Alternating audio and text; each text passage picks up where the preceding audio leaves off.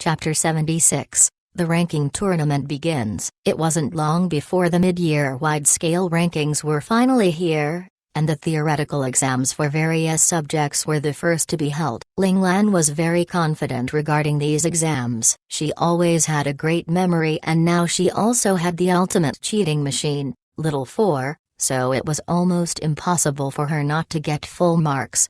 However, Ling Lan soon found that she had celebrated too soon. Any child who could enter Special Class A was no simpleton. Their IQs were all terrifyingly high, as proven by the publicized scores on the digital bulletin board. Almost all the Class A students scored full marks, with the exception of a few kids who lost 1 or 2 marks out of carelessness. Alright, so only 2 students didn't get full marks, and one of them was Qi Long. Furthermore, he was the one who had the most marks deducted, 1 mark each for 2 subjects, tragically putting him in the last place of Special Class A, which Qi Long felt was a great loss of face. There was no helping it. His brash and forthright personality made it impossible for him to be as detail-oriented as Han Zhijian and Luo Lang. Lacking the patience to check his work, he could only lose marks. Luckily for him, he only made minor errors in 2 subjects. Based on Han Zhijian's pre-exam prediction, Qi Long would have at least lost marks in 3 to 4 subjects. Meanwhile, the other student had only been deducted 1 mark. But that 1 mark was enough to drop him below rank 100, for among the children of the other classes, there were more than a few who scored full marks as well. Of course, Qi Long, who had been deducted 2 marks, was no longer even within the top 200. One could clearly see just how intense the competition was within the academy. Of course, the current rankings were only temporary. The final rankings were still pending on the combat results, for that was where the real test was. The Central Scout Academy placed the highest priority on combat arts. As long as you defeated everyone, even if your theory grades were average, you would still be the uncontested number 1 of the Central Scout Academy. Of course, the theory grades were not unimportant, for the combat exams were held under an elimination system. The children who were eliminated would be given their final rank based on their theory results. Only if 2 eliminated students happened to have the same theory results, then the 2 of them would have to go through an additional combat match to determine their final rank. For example, when the top 8 progressed into the top 4, 4 students would be eliminated. Based on their theory grades, the one with the highest score would automatically be ranked 5th, and so on and so forth. In the situation where same scores appear, like say the 5th and 6th place had the same theory marks, then the 5th and 6th would have an additional fight to determine the actual 5th and 6th places. If this happened with the 7th and 8th, it would be the same thing, where the 7th and 8th would battle to confirm the 7th and 8th ranks. If the 6th and the 7th had the same theory grades, then the 5th rank and the 8th rank would be confirmed first, and then the 6th and 7th would battle each other to determine the true 6th and 7th ranks. Therefore, the theory results were not very important for the winners but were crucial for those who failed. At times, the difference of just 1 theory mark could spell the difference between heaven and earth, and so, the much-anticipated ranking tournament officially began within the combat hall of the Central Scout Academy. Because this was the combat ranking battles held every 6 months, all the arenas in the combat hall were opened. The options for closed battles were removed so all the battles could be displayed openly for public viewing. The students could choose to spectate in person or watch a live broadcast of all the arena ranking battles from their dorms. The ranking battles were fought on an elimination system. The 10 grades of the Scout Academy were split across approximately 3,000 arenas. On the first day, those participating in the ranking battles were just the regular class students. The winners would then move on to the second day to battle the merit class students. On the third day, the Special Class B students would officially join in, while Special Class A would only take part on the 4th day. These few days, Ling Lan had just stayed put in her own villa. She told the others that she was meditating to center herself, but in truth, she was actually entering the learning space and making full use of the time she had left to resolve the problem of her loss of spiritual control. Ever since she had confirmed her desire to have an excellent kid as her purpose for becoming strong, when Ling Lan had once again accepted a bloody mission from the learning space, she actually found that she would no longer lose herself like before when she entered combat mode. She could retain a little of her awareness now, though this duration was short. It was still undoubtedly a good sign, giving Ling Lan hope that she would be able to regain full control of herself.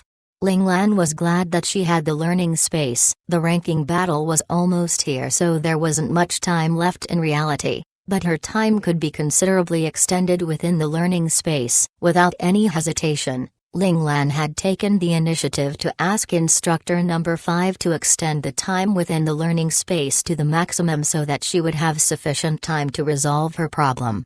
She knew that this decision would also extend her time of suffering under instructor number 5's hands, but in order to accomplish her objectives, Ling Lan no longer feared anything. Number 5 was extremely receptive to Ling Lan's request for further self-torture and had agreed without question. After 3 years' time which had been prolonged by the learning space, of bitter suffering, Ling Lan regained her sobriety bit by bit. Finally, she succeeded in mastering her self-control within the time limit. Moreover, due to the additional torments she had endured within this period of time, her heart had become unbelievably strong, and her spiritual power had become extremely solid. Ling Lan believed that, even if the world were to be destroyed before her eyes now, she would be able to face it with a calm face and a steady heart, as serene as ever. While she had succeeded in mastering her mind, Ling Lan had also discovered that she now had a new understanding of the combat arts she had previously learned.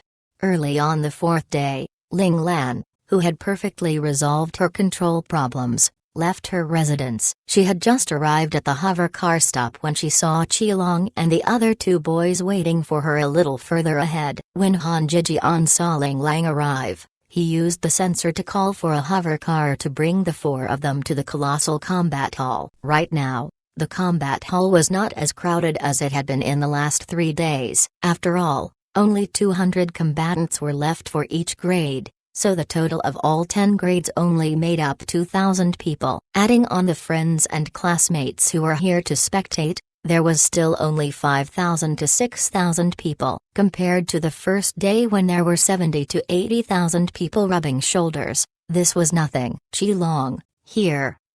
A strident voice rang out from a corner of the combat hall. Ling Lan looked over and saw that it was the 2 girls, Han Xuya and Luo Zhao, and beside them were some of the other original Group 072 members. Luo Ling was very excited and was the first to rush over, while Qilong, who had been called for directly, naturally went together with Luo Lang. Ling Lan and Han Jijian shared a smile, and then slowly walked over as well. The female dormitory where Han Xuya and Luo Zhao were staying was on the opposite end of Qilong and the other 3's dorm, so it wasn't very convenient for them to meet up anywhere else but here in the combat hall.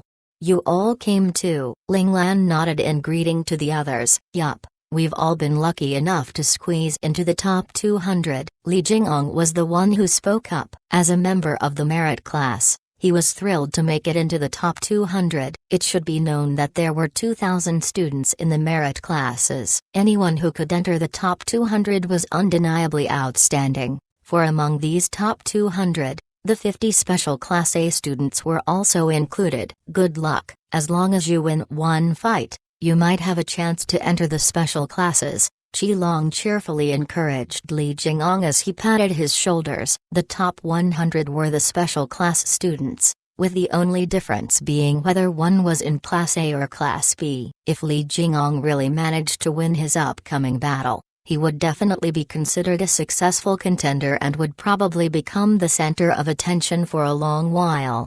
Li Jingong was a little embarrassed. I don't dare to think that far. Everyone here is strong. I can only say that in the earlier fights, I was a bit luckier. The opponents I faced were all not very strong. Hearing this, He Kaiang, who was also in the merit classes with Li Jingong, was a little displeased. Jingong, it doesn't matter if we can do it or not, but we shouldn't lose our spirits. Since we've already made it here, we should fight our best. Li Jingong was enlightened, and nodded energetically. Kaiang, You're right. Since we're already in the top 200, if we don't try our best then it wouldn't be fair to our previous efforts. That's how it should be. He Kaiang smiled. The two of them were the only two of the 072 group to enter the merit classes. Being in the same environment had made them become very close. They'd helped each other, supporting one another as they progressed together.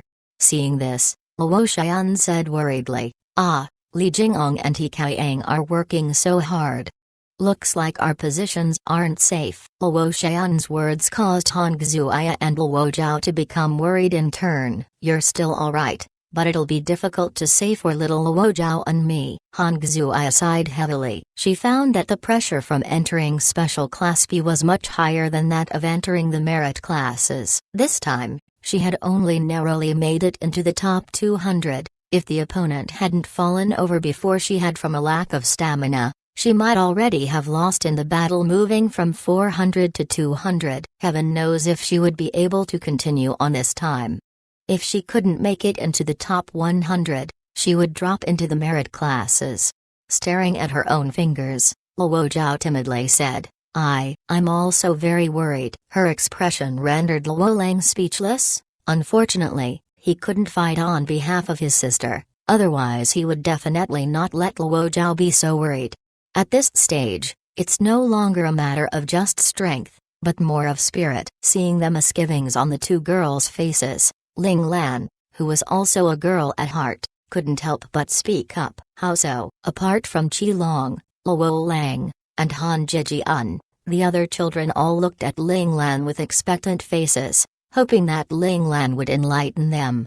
The strength of those who managed to enter the top 200 is actually roughly the same, so it's possible for either side to win. In the end, victory will depend on whose confidence is stronger, and whose endurance is greater, that's all. Ling Lan kept her arms folded behind her back, and secretly crossed her fingers. Her intent was just to encourage them. She wouldn't take any responsibility for anything beyond that. Han Xuya's gaze brightened. Just like my previous match, I just have to hold on for a second longer than my opponent, and victory will be mine. Ling Lan nodded, indicating that what Han Xuya said was right. Luo Zhao looked at Ling Lan, blushing, and thought to herself, Ling Lan definitely must not like girls who give up easily. Yes, I must work hard. I must hold on until the end. Ling Lan settled everyone's nervous jitters with a few words, and their eyes all began to shine with confidence. Han Zhijian stared keenly at Ling Lan. He hadn't expected Ling Lan to be so astoundingly proficient at handling the hearts of people as well.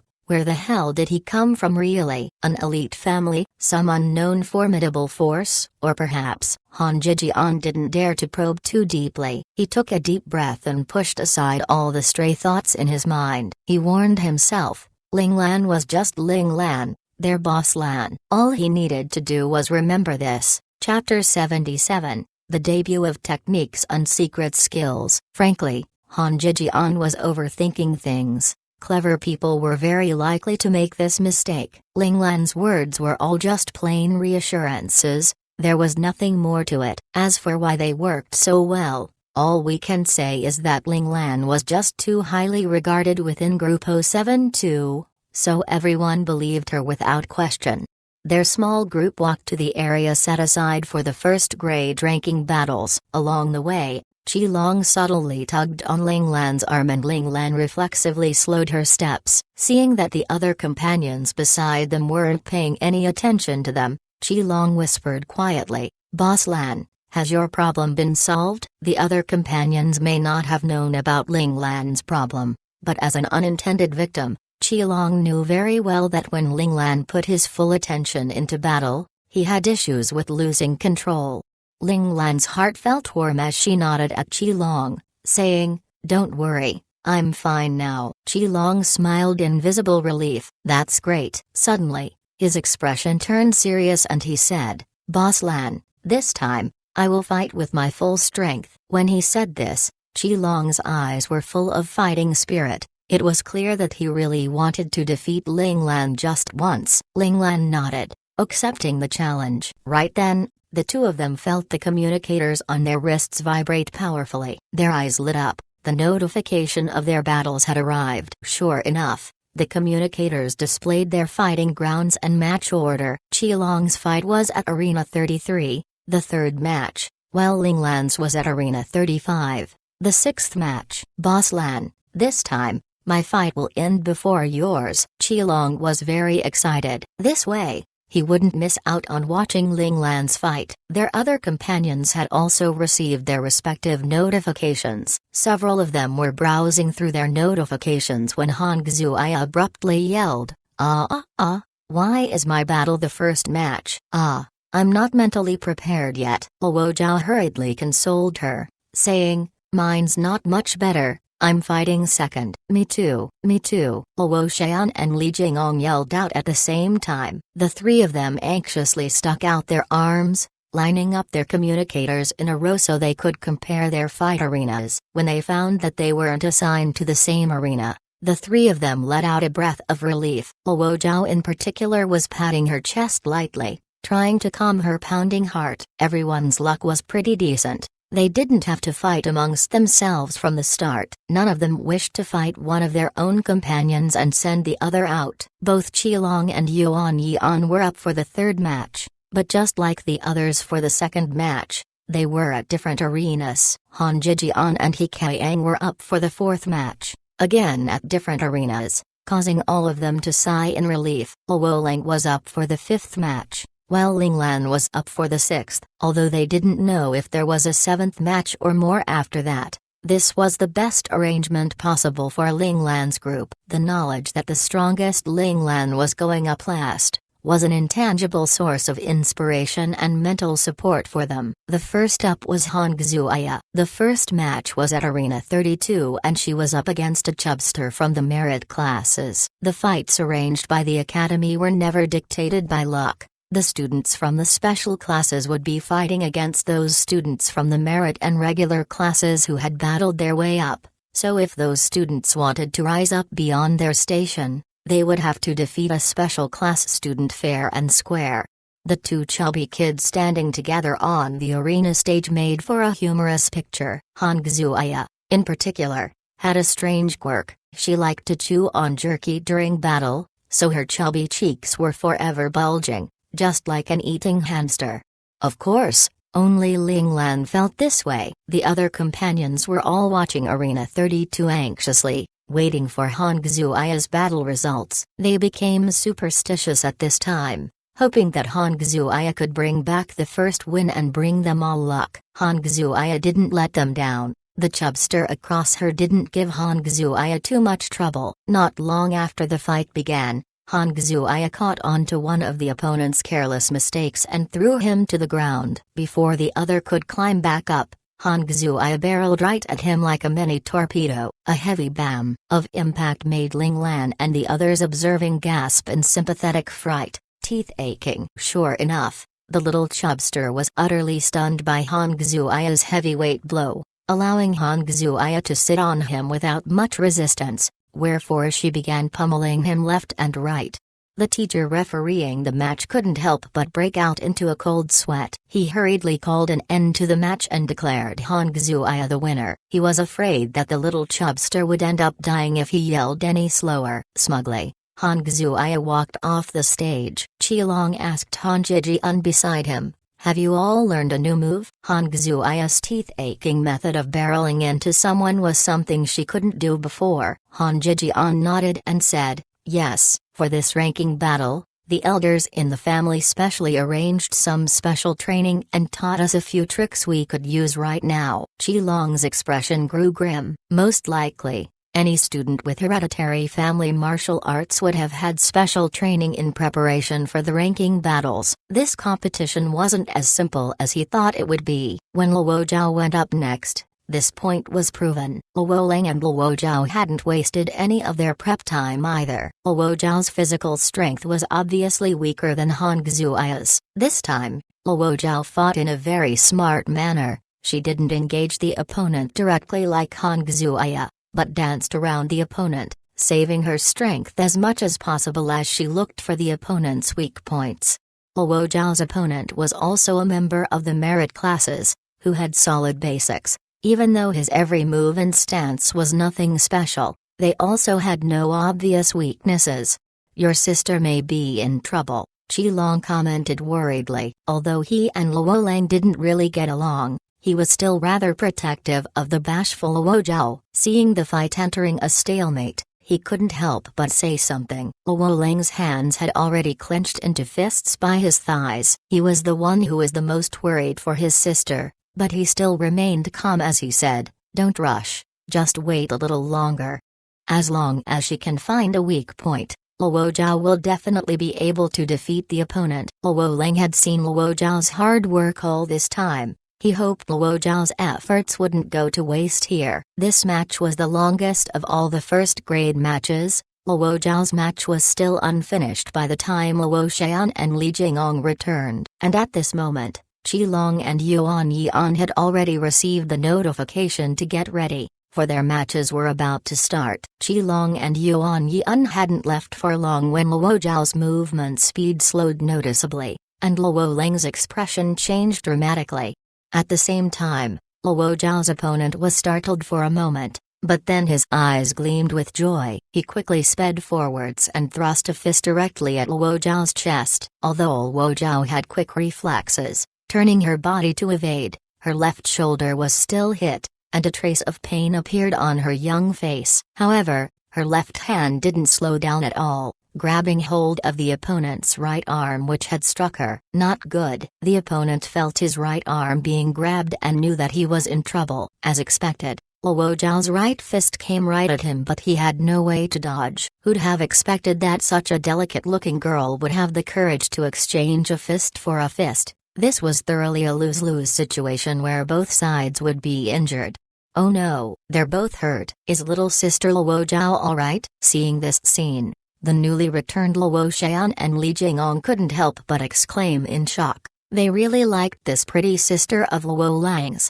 Luo Lang said nothing in response but looked at the scene with a cold expression. Equally injured? Not necessarily. Luo Zhao's opponent naturally didn't want to just take Luo Zhao's punch without resisting. He brought up his left arm in a horizontal block in front of his chest and readied himself to take Luo Zhao's attack. In his opinion, girls were naturally weaker, so his left arm should be enough to parry the attack and diffuse the power behind it. However, when Luo Zhao's fist met his shoulder, he felt a great surge of energy crashing onto it, and then a snapping sound could be heard coming from his left arm. Intense pain radiated from his arm straight to his heart and he couldn't help but scream. Luo Xian gulped. Luo Lang, is your sister a freakishly strong woman? This strength appeared to be even stronger than his own. It should be noted that children nowadays had extremely sturdy bodies due to the absorption of gene agents to repair and supplement the body. Although it wasn't at the level of copper skin and iron bones,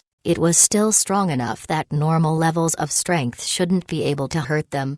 No, this is one of our family combat techniques. 1-inch punch 1. Luo Lang wasn't secretive about it and he started giving Luo Xian and the others a detailed explanation. The 1-inch punch wasn't an advanced technique. Many families had similar strike techniques, so Luo Lang wasn't worried about others knowing its name. If the technique wasn't orally taught along with a physical demonstration, observers wouldn't be able to learn its secrets, so there was no need to fear it being stolen by others.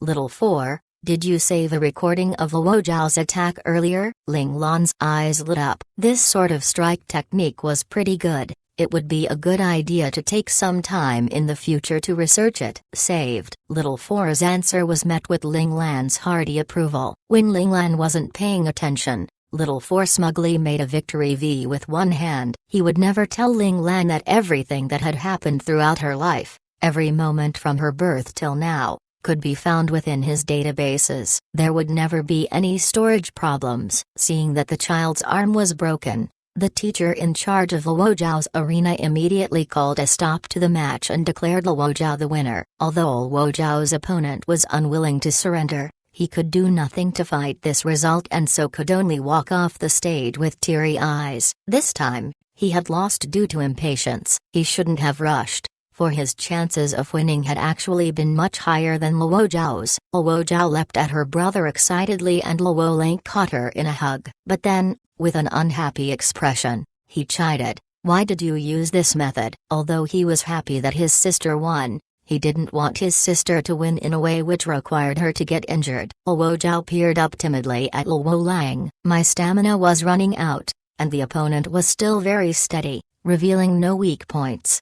Has said before that my attacking speed is very slow, so, if I didn't use this method, I was afraid I wouldn't be able to hit him. Luo Zhao still wanted to nag, but Han Xuya interrupted a little unhappily, "It's fine as long as she won. Did you want to see Luo Zhao lose?" Luo Lang was flabbergasted.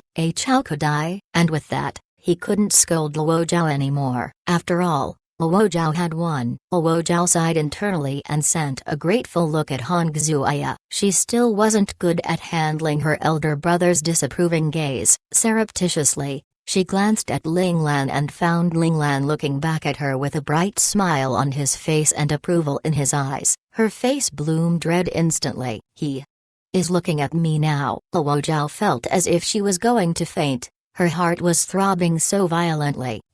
Boss, after that little girl looked at you, she looks like she's going to faint." "Oh, it must be that you're too fierce and scared her." Little Four recalled the violence he was subjected to when he first met Ling Lan and immediately empathized. Chapter 78, Advancing in One Move. Ling Lan glared at Little Four exasperatedly. "You still have the free time to worry about other people? Have you figured out the secrets of that one-inch punch yet?" At those words, Little Four puffed out his cheeks. This request of his boss was just too unreasonable. How could the secrets of the one-inch punch be so easily deciphered? Such little consideration for her followers. This was obviously child labor abuse. HMPH, he wanted to lodge a complaint.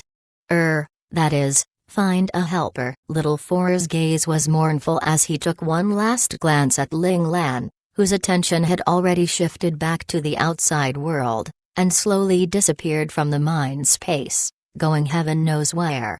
Luo Zhao's victorious return gave Luo Lang and the others the heart to go check out Luo Xian's and Li Jingong's battle results. As expected, Luo Xian successfully advanced into the top 100, but Li Jingong failed. The students of Special Class A were not herbivores.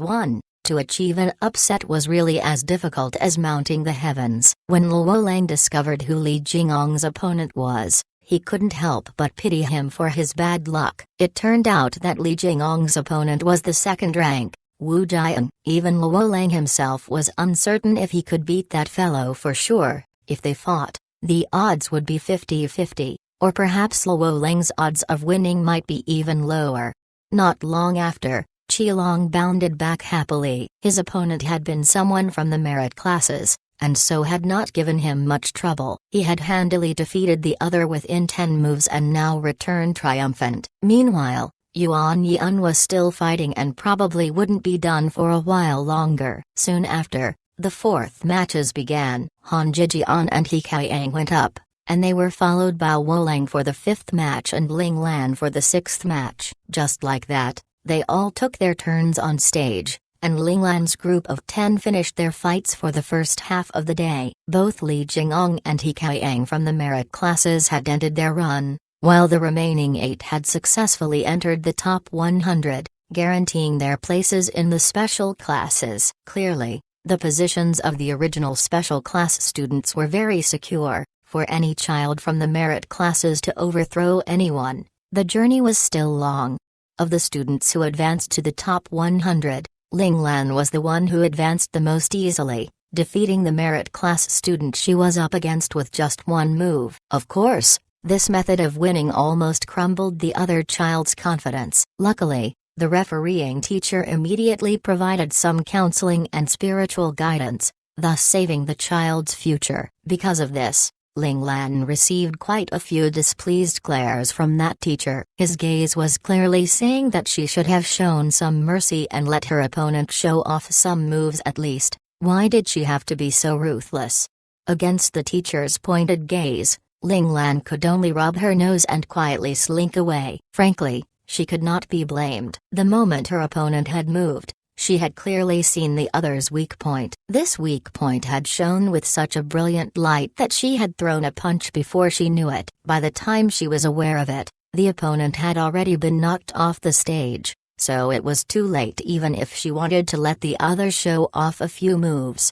Aside from the oddball Ling Lan, the next best results were those who managed to defeat their opponents in 10 moves. There were quite a few in that category. The top 5 of Special Class A all managed it, along with Qilong and Luo Lang. Just like that, the battles in the first half of the day were over. Li Jingong and He Kayang collected their emotions and happily joined in the celebrations of their companions who advanced. Together, they came to the school canteen and prepared to indulge in a good feast to reward themselves. Ling Lan decided to be generous at that moment, agreeing to withdraw 5,000 credits so they could order several delicacies and treats they'd been drooling over for a long time in celebration. All of them ate happily. After eating their fill and resting for a bit, they welcomed the second round of the fights for the day, where the top 100 would be narrowed down to the top 50. In other words, it was the final battles to determine the Class A positions. Because the number of combatants had been halved,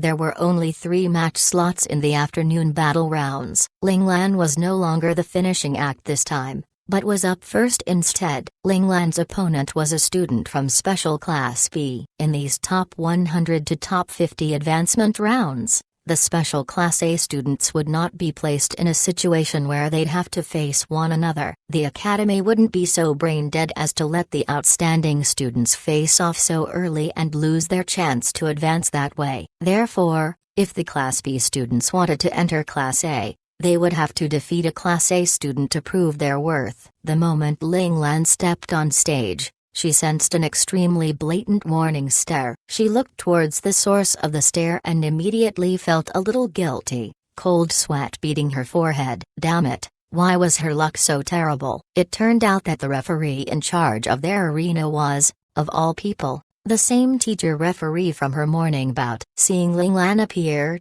the narrowed gaze of the teacher was filled with warning, wordlessly telling her that she should tone down a little and not hurry to end things this time. No matter what, she should still leave some room for her peer to keep his confidence. Ling Lan secretly wiped off the sweat from her forehead, reminding herself that she could not make the same mistake as in the previous round. For this reason, she purposefully put both arms behind her back and gripped each arm with the other tightly, so they would keep each other under control. This way, no matter how strong her reflexes were, she wouldn't be able to move so quickly. Although Ling Lan was doing all this out of good intentions, in the other's eyes, Ling Lan's action of putting both arms behind her was really just too arrogant and obviously demeaning. He felt as if he had been shamed. His small young face turned bright red in anger. The moment he heard the referee yell "start," he pounced. There was no probing involved. He attacked directly with a powerful whirlwind side kick. The force behind the kick could certainly be considered as all the strength his body could muster.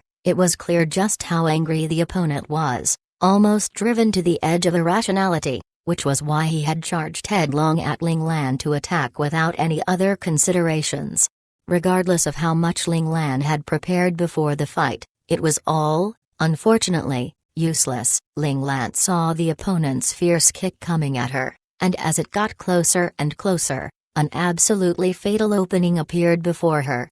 Typically, any move, when nearing the end of its force, would have this sort of opening. The only question was, how big the opening was. Ling Lan's reflexes were definitely top-notch. Seeing this opening, she didn't even have time to think. Reflexively counterattacking. Wasn't Ling Lan's arms gripping onto each other behind her back? Why could she still counterattack? Indeed, Ling Lan's arms were gripped tightly with no way of attacking. However, who asked the opponent to attack with his feet? Thus, Ling Lan also reflexively fought back with her feet, instinctively sending a leg kicking out. When her foot slammed heavily into a human body, she already knew that she had messed up. Unfortunately, by this time, it was too late for her to pull back her strength. The one saving grace was that she had not used the wave stacking art she had learned from the learning space and had even controlled her own physical strength to 50%.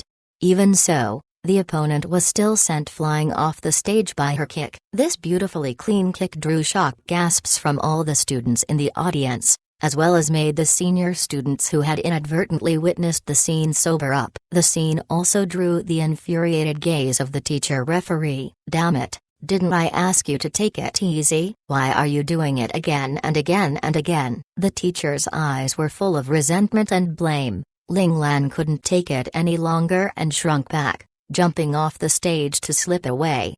Ling Lan's clean and decisive one-move defeat of her opponent drew the attention of all the first-grade students. Remember, Ling Lan's opponent had been a special Class B student. Although the Class A students were indeed stronger than the Class B students by a head, it wasn't at the level where the former would be able to defeat the latter in just one move. Ling Lan's impressive performance caused everyone to start speculating in secret. Ling Lan was most likely the strongest within the first grade. The current best student or first rank was all just in name. The subsequent matches seemed to prove the point. The Class A first rank Li Yingji had gone up against a Class B student and had only managed to defeat the other after 28 moves. This result, in comparison with the results of previous years, was actually quite outstanding. Unfortunately, in comparison with the aberrant Ling Lan, Li Yingji's performance became extremely average. This caused Li Yingji to be filled with anger and hatred, and he now had yet another reason to hate Ling Lan. That arrogant fellow had stolen the wind from his sails. He was really too despicable. Qi Long's performance was also pretty good. He managed to defeat his opponent at the 30th move, while Luo Leng did a little worse, but also managed to defeat his opponent within 50 moves. These results were already considered above average within Class A. Meanwhile, Han Jijian had got caught up in a drawn-out battle. It couldn't be helped, for Han Jijian's strength was his exceptional intelligence, while his combat abilities were considerably weaker. In addition, he didn't have any finishing moves and so could only draw out the battle to while away his opponent's stamina. Finally, after almost 300 moves, the clever Han Jijian managed to find an almost imperceptible opportunity and used it to defeat his opponent, successfully making it into the top 50. Han Xuya, Luo Zhao, Luo Xian, and Yuan Yan, who had originally been part of Class B, were all stopped here. They couldn't make it into the top 50 and so would remain in Class B for the next 6 months. This proved once again that progressing even just one step further was definitely not that easy. At the end of this day's battles, the name list of the top 50 was officially released. 49 names stayed the same, remaining as Class A members, while one member was changed. The original second place from the bottom was defeated by Class B's second place from the top, who successfully took his place on the new roster. Successfully advancing into the top 50, he became the only child who managed an upset. This result really made the first place of Class B want to cry. In fact, he was actually stronger than the second place. However, he had lost to the last place of Class A, Lin Zonking. His luck was really a little terrible. Lin Zonking's strength was actually much stronger than the person ranked before him, leaving no chance for the Class B first place to win. In the end, he could only watch as his weaker classmate successfully advanced, while he had to wait for yet another 6 months. In reality, the classes were basically settled by the end of this day. Over the following few days, the internal class ranking battles would be held and the ranking battles for the top 50, in particular, would be the center of everyone's attention. On the 5th day, the internal class ranking battles began. The matchups were announced on the day itself and, as usual, had been determined by ranks. The one street place was matched up against the last place, the second was up against the 49th, and so on and so forth. Seeing this matchup list, the Class A 34th place was the first to start wailing. The first person he was up against was the one who had advanced into the top 50 by defeating all of his opponents in one move, Ling Lan. The classmates who were on good terms with him all patted his shoulders in consolation, but they were actually secretly sighing in relief, glad it wasn't them. Chapter 79, Talent Killer. Alone in a corner, Lin Zonking stood with his head bowed, Carefully reading through the information on his communicator about his fight venue and match order, he heard the voices of the surrounding students consoling the 34th place and surreptitiously lifted his head to look at Ling Lan,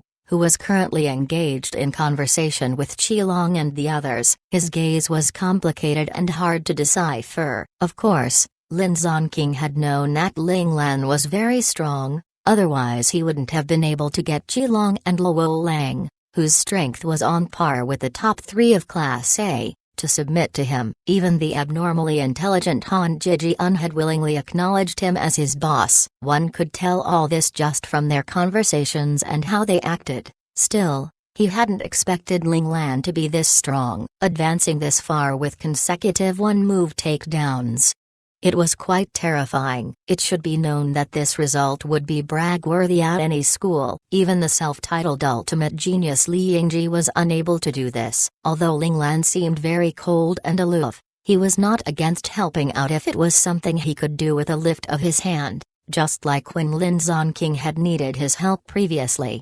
Thinking of this, a bitter smile pulled at the corners of Lin Zonking's lips, and regret settled on the surface of his heart. Sometimes, what's lost is lost. If he hadn't thought to take advantage of Ling Lan back then and had chosen to serve him sincerely instead, perhaps he might have had a chance to obtain Ling Lan's friendship. Unfortunately, now it was no longer possible. No one would be willing to be friends with someone who had once used them. Lin Zonking's gaze cleared up instantly, as he ruthlessly strangled the rebellious bit of hope within his heart. The experiences of his youth had made it impossible for him to put down his defenses to trust in someone else.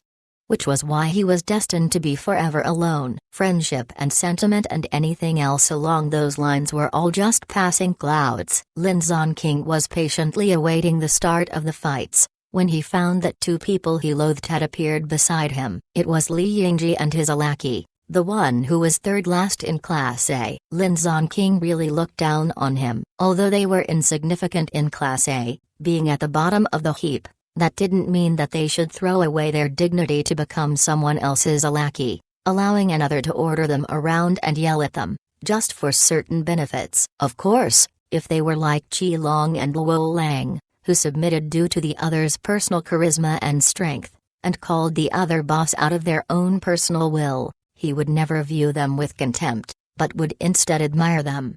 Unfortunately, this punk Li Yingji, other than being stronger than others, really had no charisma or qualities that would lead others to submit to him. He was just no match for Ling Lan. At this time, Lin Zonking still hadn't noticed that his heart had already acknowledged Ling Lan. Perhaps sensing Lin Zonking's contempt for him, Li Yingji's lackey, that 3rd last in Class A, actually took the initiative to mock. "Yo, isn't his our dead last Lin Zonking? Who knew you would still be in Class A? How lucky." Since the 2nd last had already been thrown out of the class by the Class B 2nd place, he could only seek a little sense of superiority from Lin Zonking.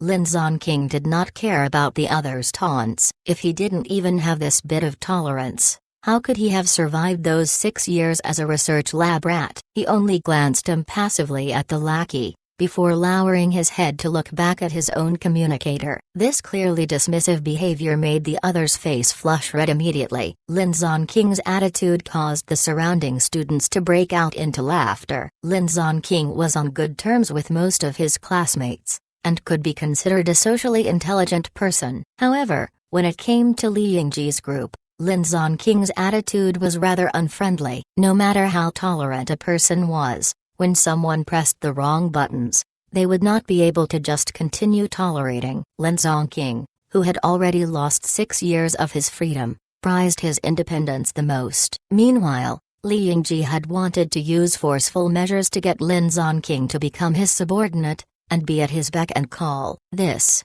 had completely stomped all over Lin Zonking's buttons, which was the main reason for Lin Zonking's hostility against Li Yingji. Unfortunately, till now, Li Yingji still didn't know where he had gone wrong, and was still trying to use force to get what he wanted, causing Lin Zonking to hate him more and more. Lin Zonking's attitude enraged Li Yingji's lackey. He couldn't help but shout, "Don't get too cocky. Later, Boss Li will definitely teach you a lesson." By the end, His tone held an obvious trace of schadenfreude. After hearing this, Lin Zonking lifted his head and looked at him strangely. That look was the look one used to look at an idiot. Seeing this, the lackey was about to blow his top, actually raising his hand in preparation to teach Lin Zonking a lesson right then and there. Lin Zonking waited. If the other initiated an attack, then he would have an excuse to retaliate. Seeing a private battle about to break out, everyone's gaze was drawn over. Li Yingji, who was standing by the side, frowned slightly, and yelled out tersely, "Yuan Li, draw back, now!" Li Yingji's shout made Yuan Li stop immediately, and he scurried back to Li Yingji's side with a panicked expression. Ever since agreeing to become Li Yingji's follower, he had certainly received quite a few benefits. High-grade gene agent, which he had to save up so hard for before, was now given to him, 1 tube every 3 months. This was also the real reason why his strength had remained consistent enough so he could keep up with the others. However, at the same time, he also lost a lot to get this, such as his pride. Li Yingji stopped Yuan Li, and only then did he look at Lin Zonking, and say haughtily, "Lin Zonking, stop taunting my subordinate, purposefully picking a fight.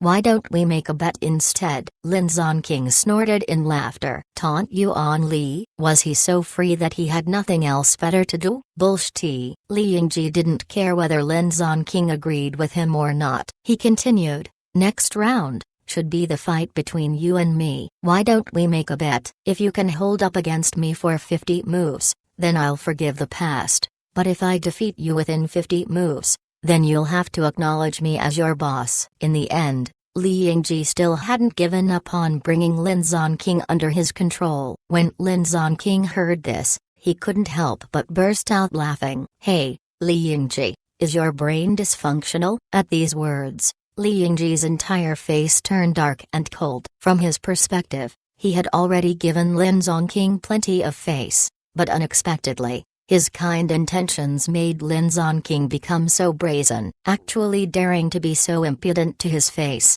He must really want to die. A fierce light flashed through Li Yingji's eyes. He decided that in the upcoming match, he would utterly destroy Lin Zonking, and chase him out of Special Class A for good. However, Lin Zonking's response ripped through Li Yingji's scheming. "You should probably confirm who your opponent actually is." Li Yingji's first reaction was to assume there had been a mistake. He hurriedly searched for the notification on his communicator, and saw that he was up against the 50th place. Wasn't the 50th place Lin Zonking? He continued to read the rest of the notification, and sure enough, the name listed at the 50th place was not Lin Zonking, but a name he wasn't familiar with, meaning that that person was definitely not someone from Class A.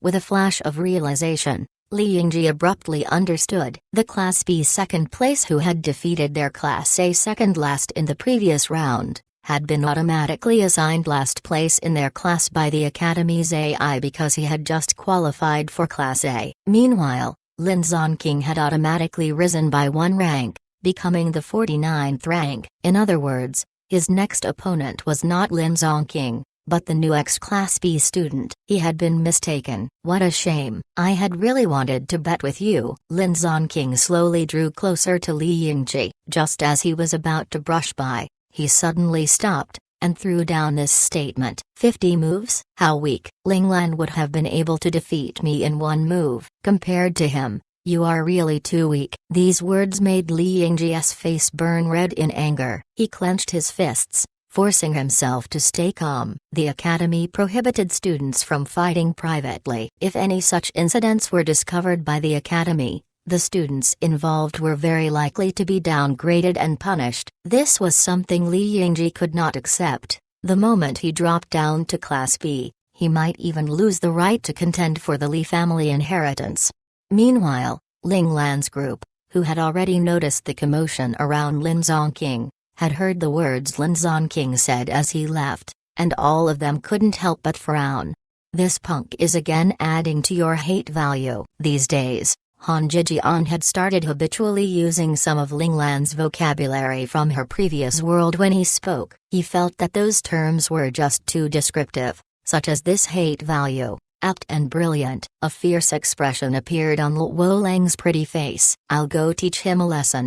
"Count me in," said Qilong hurriedly. He wasn't in it to teach the other a lesson, but was just looking for a chance to fight. Ling Lan lifted her hand to grab hold of Luo Lang's cheek, and pinched and pulled at it harshly for a bit, until Luo Lang was begging for mercy, before letting go. "Don't be hasty. If we really taught him a lesson, that would just be playing into his hands." Ah! Luo Lang was stupefied, a little uncomprehending. Han Zhijian eyes, however, lit up, thinking of something. Ling Lan shared a smiling glance with him.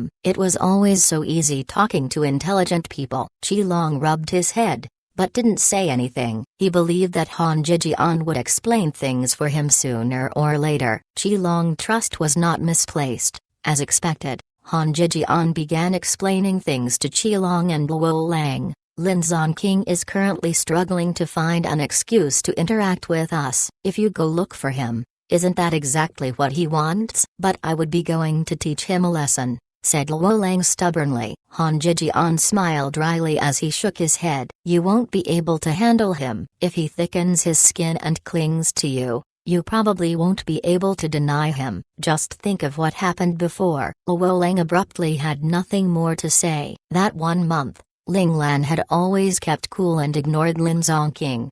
Han Zhijian had been sly and had not given Lin Zonking much opportunity to get close, while Qilong had focused on his training, unconcerned about anything else. Only Luo Lang had found himself subconsciously talking to Lin Zonking, and he had even helped Lin Zonking out of several tricky situations. "All right, I'll keep away from him." Luo Lang's strength was that he would always fix his mistakes if he knew about them, although he might still make the same mistake again later on. The morning battles officially began. This time, there were only 2 match rounds. Han Zhijian was up for the first round, while the remaining 3 were all up for the second. However, by the time Ling Lan and the other 2 had returned after their battles, Han Zhijian's fight was still ongoing. It was clear just how difficult it was for Han Zhijian to fight. In the end, Han Zhijian's stamina was better than his opponent's, so he managed to outlast the other. Even so, Han Zhijian was almost burned out and was immediately sent to a healing pod to recover his energy. Qilong and Luo Lang did not have much difficulty. Qilong had defeated his opponent after exchanging roughly 50 moves to clinch the victory, while Luo Lang did slightly worse, only managing to defeat his opponent after nearly 80 moves to advance. As for Ling Lan, the moment the fight began, Ling Lan had not dared to open her eyes. She was afraid that she would again see some fatal weakness, and then her body would reflexively attack and steamroll the opponent. After a night of research, Ling Lan had finally figured out the reason. These uncontrollable reflexive movements were the final remnants of her spiritual loss of control. There wasn't actually a problem. Her body and mind were still in the process of syncing up after she returned to normal, so the issue would resolve itself after another 1.5 months. Ling Lan could only blame herself for recovering too late, so there wasn't enough time for the residual effects to clear out, resulting in her current predicament. To prevent once again defeating her opponent in one move, Ling Lan decided to close her eyes this time. She thought that, if her eyes were closed so she couldn't see the opponent's attack, then it would be impossible for her to attack reflexively anymore, right? Of course, Ling Lan only dared to do so because she had full confidence in her 2 ears. In the learning space, one of her training sessions under number 5 was in a pitch-black sealed room, where she had to dodge the attacks of hidden weapons without sight. In the beginning, she had died horribly countless times, but eventually, she managed to evade everything to emerge unharmed. This experience had given her a pair of extremely sensitive ears, with the trained ability to discern movement and positions just by listening to the wind. However, even so, after dodging about 10 moves, Ling Lan could hold back no longer. With just a slip in attention, her eager foot shot out in a kick, and then, the opponent was cleanly sent tumbling off the stage. Ling Lan opened her eyes, and immediately saw the almost apoplectic referee. Her heart dropped. Why was it this teacher referee again? As Ling Lan had kept her eyes closed the moment she stepped on stage, She had really not noticed that the one in charge of refereeing her match this time was still the same referee from her previous 2 matches. Ling Lan hurriedly put an innocent look on her face, her large bright eyes broadcasting only one thing: she really hadn't done it intentionally. In order to escape responsibility, Ling Lan decided to play up her cuteness just this once. The referee charged over, the muscles on his face a little twisted, as he said through gnashing teeth, "Couldn't you have pretended to struggle for a few moves with your opponent before defeating him?" Ling Lan's expression became even more innocent. Didn't she already dodge for about 10 moves? Seeing that Ling Lan still hadn't figured out her mistake, the teacher couldn't take it anymore, yelling, "You bloody kept your eyes closed, and kept both hands behind your back, and waltzed around cockily daring him to hit you. Do you really think we're all blind?" Clearly, in others' eyes, Ling Lan had still defeated her opponent in one move despite what she did. Moreover, the blow to the other child's confidence this time was even more severe. In her previous 2 matches, they could still comfort the children who lost that Ling Lan was just lucky, or that he had just been born with supernatural strength, or perhaps the children themselves had been too careless and had lost to Ling Lan's sneak attack. These excuses had been enough to salvage the children's confidence. But now, what Ling Lan just did was obviously telling his opponent that he really didn't even consider him a threat. Even if he kept his eyes closed and gave you a 10-move handicap, you would still be unable to hit him, and in the end, he only had to use 1 move to defeat you. This blow was just too heavy. The teachers were at a loss, unable to find any excuses to use to comfort the losing child this time. Tell me, how could they not be frantic?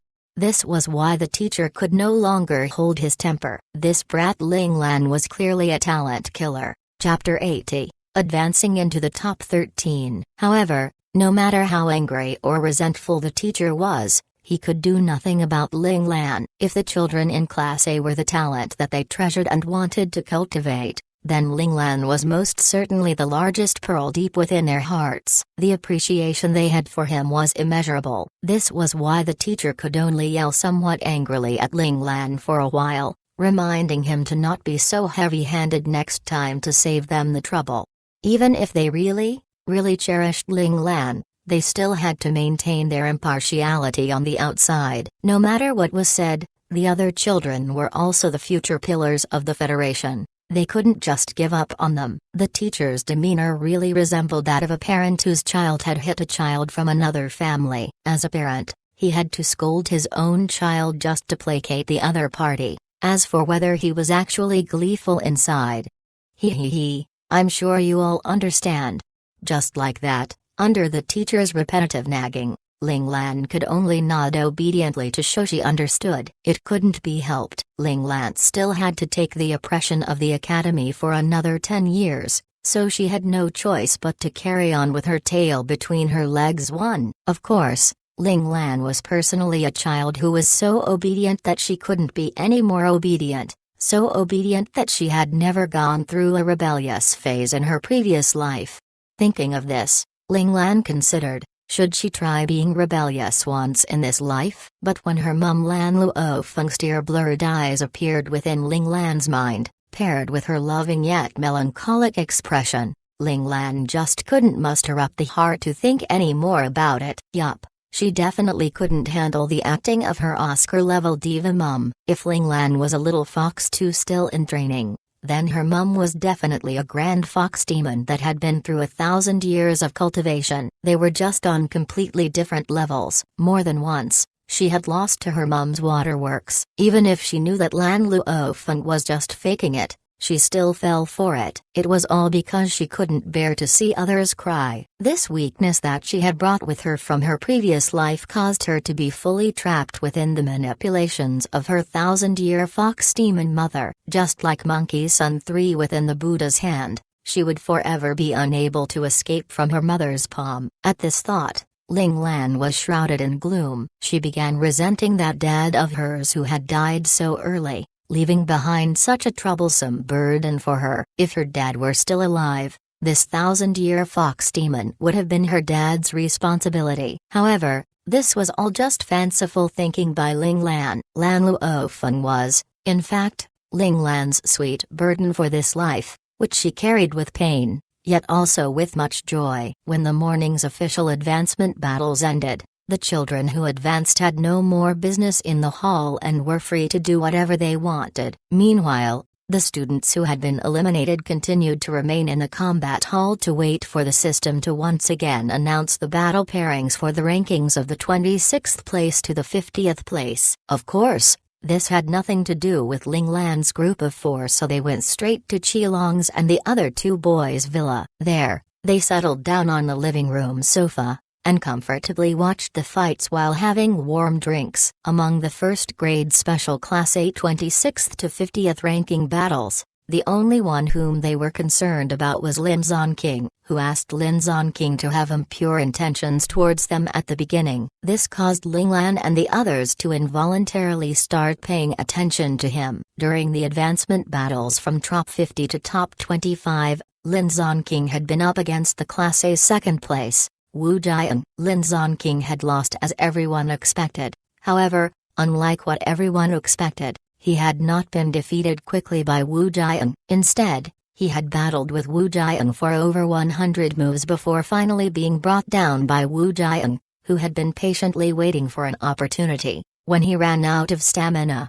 These results caused an uproar among the Class A students. However, what the students were stunned by was not Lin Zonking's incredible improvement, but rather, Ling Lan's strength, because they still remembered how, when school first started, Ling Lan had once beaten Lin Zonking easily with just one punch. Didn't this prove that Ling Lan's strength was already far beyond the top 3 of Class A? At that time, the gazes directed Ling Lan's way from the other students had been filled with deep apprehension. The children from Class A had forgotten that half a year had already gone by since Ling Lan's fight with Lin Zonking. Lin Zonking's current strength could no longer be compared to his strength back then. If Ling Lan fought with Lin Zonking once more, she might not be able to defeat him in one move anymore.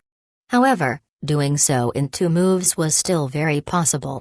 However, Lin Zonking's subsequent performance gradually eased their classmates' fears. In the ranking fights to determine his actual ranking, Lin Zonking proved his strength. He consecutively defeated many people, finally settling in the 28th spot. This result may not seem brilliant, but compared to his rank at the start of the school year, his improvement was undoubtedly astonishing. It should be known that the Class A rankings were not upset so easily because Class A was made up of various prodigies from all over, who were all exceptional. To go up in rank among this group of freakish talents, it was really extremely difficult. This also proved that Lin Zonking's natural talent was prodigious, though of course he also put in more effort than the other students, otherwise he wouldn't have improved this much.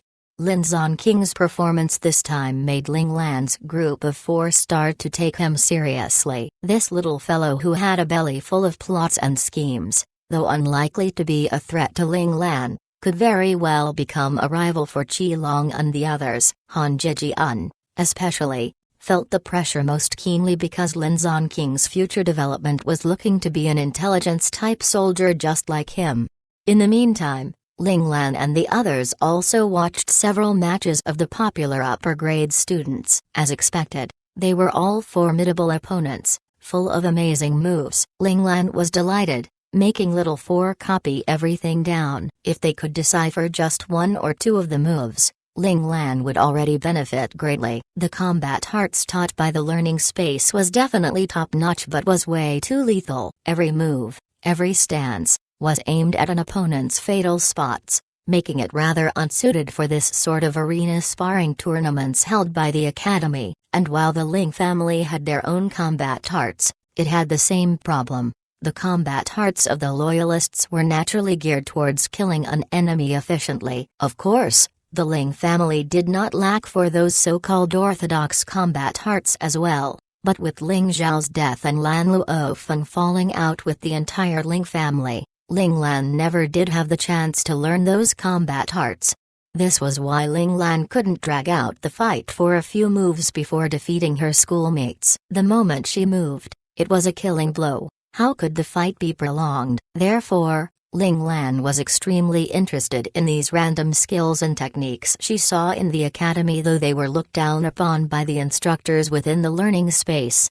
Ahem, she needed to give face to the academy teachers, didn't she? At the least, she should show that she had already listened to their advice. When all of the fights ended, Ling Lan's group prepared to eat lunch. However, this time they didn't go eat at the canteen but went online directly to order some takeout, requesting the canteen to send several deluxe set meals straight to the villa.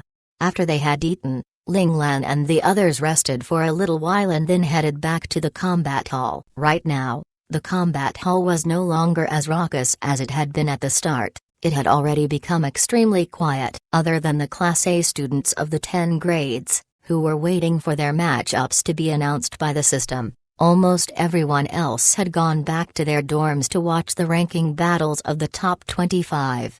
Very quickly, the notifications came. Ling Lan opened it to look and was immediately dumbfounded. It turned out that she had received a bye for this round. It was very likely that the academy was afraid that Ling Lan would commit another one-hit kill and cause them trouble, so they had arranged for her to just move on for this round. The moment the news spread, the other children in the top 25 actually cheered in unison. It looked like no one wanted to go up against Ling Lan so early. Although they still needed to fight a proper match, it was still better to have some hope instead of having to face the hopeless situation of going up against Ling Lan. The matchups of the fights this time were truly randomized. There was no longer much differentiation in strength among the top 25, so they would be paired up randomly by the system to fight it out. But in this way, tragedy struck. On Ling Lan's side, Han Jijian and Qilong were matched as opponents, creating the first occurrence of an internal fight between the members of Ling Lan's group. This made the other students extraordinarily happy. There was no helping it. Ling Lan's group was just too strong, so one less to worry about was a great stroke of luck.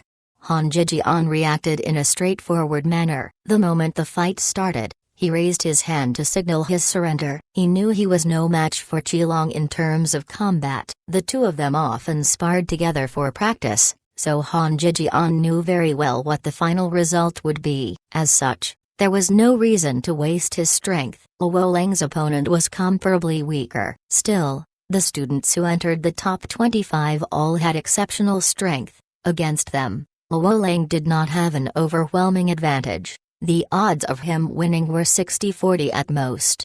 Luo Lang, who was only just a little stronger, was very cautious in his fights. He could clearly remember Ling Lan's reminder at the start of the battles. Capsizing a boat in a ditch for? He would never allow that sort of thing to happen to him. Still, boss was really boss. Why was everything he said so meaningful? Ahem ahem. Yet another unwitting little guy had been won over by the charm of this sort of olden sayings. Unknowingly, his admiration towards Ling Lan had risen a little bit more. Luo Lang fought very carefully and seriously, giving his opponent no chances from start to end. And once his opponent's stamina was about finished, Luo Lang swooped in to grab hold of an unintended small opening exposed by the opponent, knocking the other off the stage, and advanced to the top 13.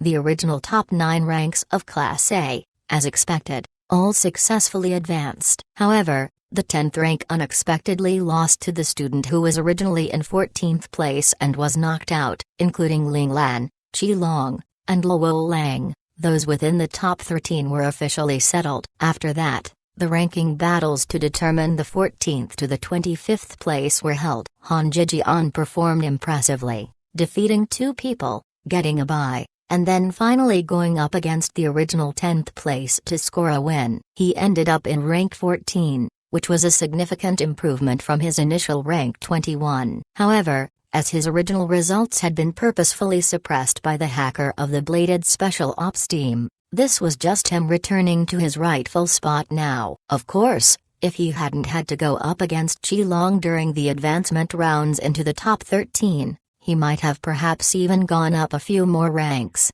Just like that, the day's ranking battles were over and Ling Lan remained firmly in the category of those who advanced with ease. Qilong could also be considered as one within that category. After all, He hadn't had to fight at all for his second match since Han Jijian had just surrendered, letting him advance easily. Luo Lang was the most exhausted one. When they returned to the villa, without saying a word, he immediately shuffled off to lie down in the restoration pod within his room to rest up properly. There was no time to waste right now. He had to seize every minute and every second he could to recover his energy. Tomorrow morning, there would be 2 critical matches, from top 13 to top 7, and from top 7 to top 4, and Luo Lang didn't want to stop there. If possible, he still wanted to participate in the afternoon's semi-finals and finals. And to realize that wish, he could not afford to be the least bit sloppy. Chapter 81. Initiate disciples. The night passed in silence. The next day, Ling Lan's group of 4 arrived at the combat hall bright and early. At this time there were even less students in the combat hall, with more teachers present instead. Their objective in coming here now was to adopt 1 or 2 outstanding children for personal instruction. This was also one of their responsibilities as an instructor.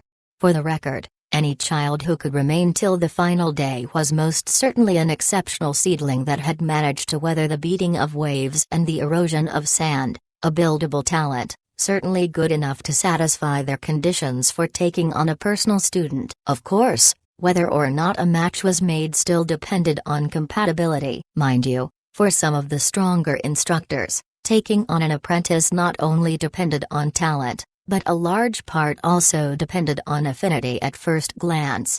The tournament soon started, and first up were the fights for the advancement of the top 13 into the top 7. This round, the one to receive a bye was no longer Ling Lan but the Class A first-rank Li Yingji. Ling Lan saw this notification within the communicator and couldn't help but wonder if the academy arranged byes according to a student's strength. If the next to receive a bye was Wu Jiang or Qi Long, then this assumption would pretty much be verified. In Ling Lan's eyes, Li Yingji, Wu Jiang, and Qi Long were of the same level. Ling Lan's opponent was the Class A 9th rank Qin Yi. She had seen Qin Yi's combat style before. He was an intelligence-type fighter, who liked to first figure out the opponent's true strength before countering, so almost every fight of his started with him dancing around the opponent.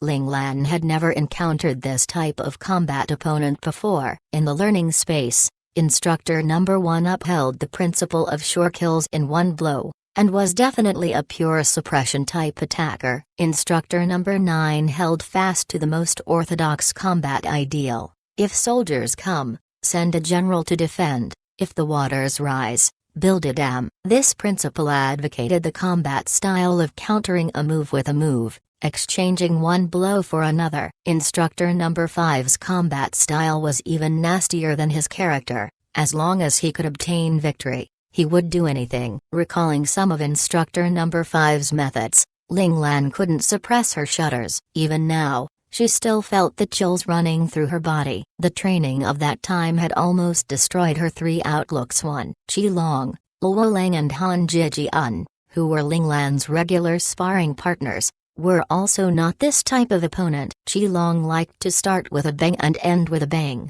Fighting with him made for the wildest and the most intense battles, not requiring much thought. Because Qi Long wouldn't give you the time to strategize and think of your next move, you could only pull up your sleeves and throw yourself into the fight if you wanted to keep up with his wild attacks which belted at you like rain. Luo Lang's combat style was of the same stream as Instructor number 9's, however, the difference in their abilities were like heaven and earth. For Ling Lan, handling Luo Lang was the easiest and most thoughtless thing, because Ling Lan was just too familiar with Luo Lang's style of attack. Meanwhile, Han Jijian was the weakest among the 4 of them. Aware of his own weakness, he liked to experiment with strange moves when fighting them. Every time he fought he would use a different combat style. Who knows where he collected that many combat styles from? But unfortunately, due to the difference in strength, he had never been able to achieve very good results in the end. Only a few times, when Luo Lang had not adjusted in time, had Han Jijian managed to wrest victory from his hands. But against the much stronger Qi Long and Ling Lan, Han Jijian had not won even once. This also proved that when there was enough distance between strength levels, all schemes and plots, and all the strange moves in the world, were useless. Therefore, Ling Lan was particularly alert in facing this upcoming match with Qin Yi. Of course, it wasn't that Ling Lan was worried that Qin Yi would give her any trouble in advancing, but rather, she wanted to be ready to process any insights she might obtain from fighting an opponent with a different style, which could enrich her battle experience.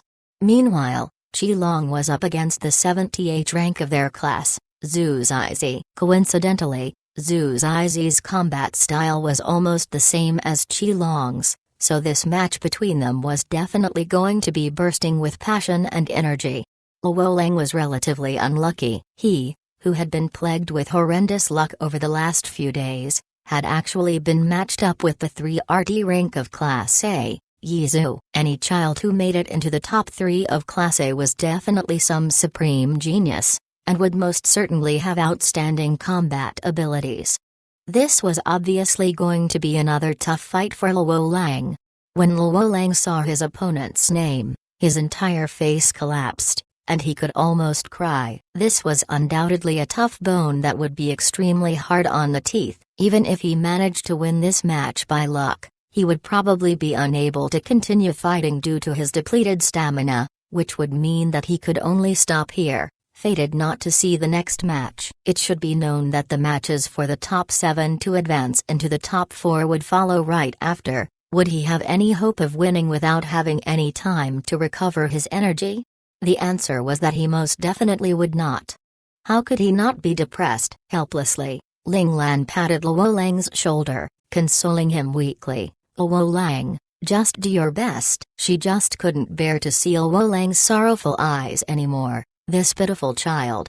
Why was he oh so unlucky? Qilong rubbed his chin, and said to Luo Lang with a serious look on his face, Luo Lang, don't do any more bad things from now on. Luo Lang was taken aback by these words, unsure what Qilong meant. Qilong donned a look that said this child is unteachable, and shook his head saying, didn't boss say this before? Too many evils done will damage your RP too. Qilong, I'm going to kill you. Only then did Luo Lang figure out that Qilong was messing with him. He leapt up and lunged at Qilong. Qilong saw Luo Lang coming at him, and perked up joyfully, and so the two of them started throwing punches and kicks in a noisy clatter, completely ignoring everyone else around them, not at all bothered at being the center of attention.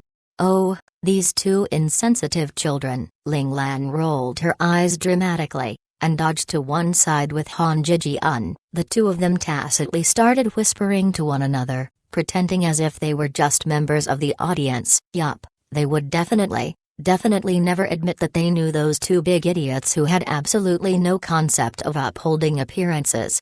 Qilong and Luo Lang's fierce battle drew the attention of everyone in the combat hall. Among them, two instructors, who had initially had a trace of boredom and impatience on their faces, became much more energetic when they saw Qilong and Luo Lang's spirited exchange of blows as they fought.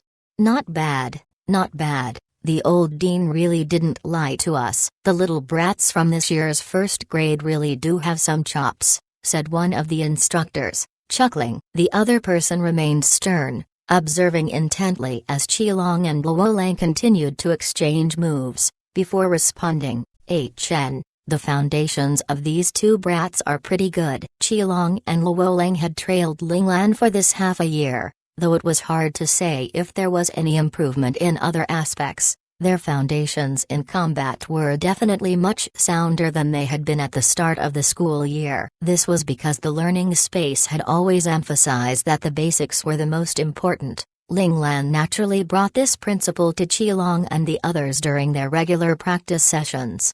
After watching for a moment, the grinning instructor suddenly sighed. Tai, don't you find this scene familiar? The serious-faced instructor looked at the other, uncomprehending. Thinking back, when I met you, it was also at the Scout Academy. Back then, we also fought like this. The smiling instructor's face was filled with nostalgia. Hearing this, the stern instructor couldn't help but huff mockingly, and say, The silly grin you had on your face all day back then annoyed me whenever I saw it." That said, he side-eyed his good friend coldly, and continued, "Your face right now is still like that, still annoying." "Damn it, well, aren't you still wearing that coffin face of yours around scaring people?" The smiley instructor became disgruntled. Still, even so, his face continued to bear a smile. "Looks like he was naturally born with a smiling face." "Want a fight?" Coffin Face stared narrowly at Smiley Face,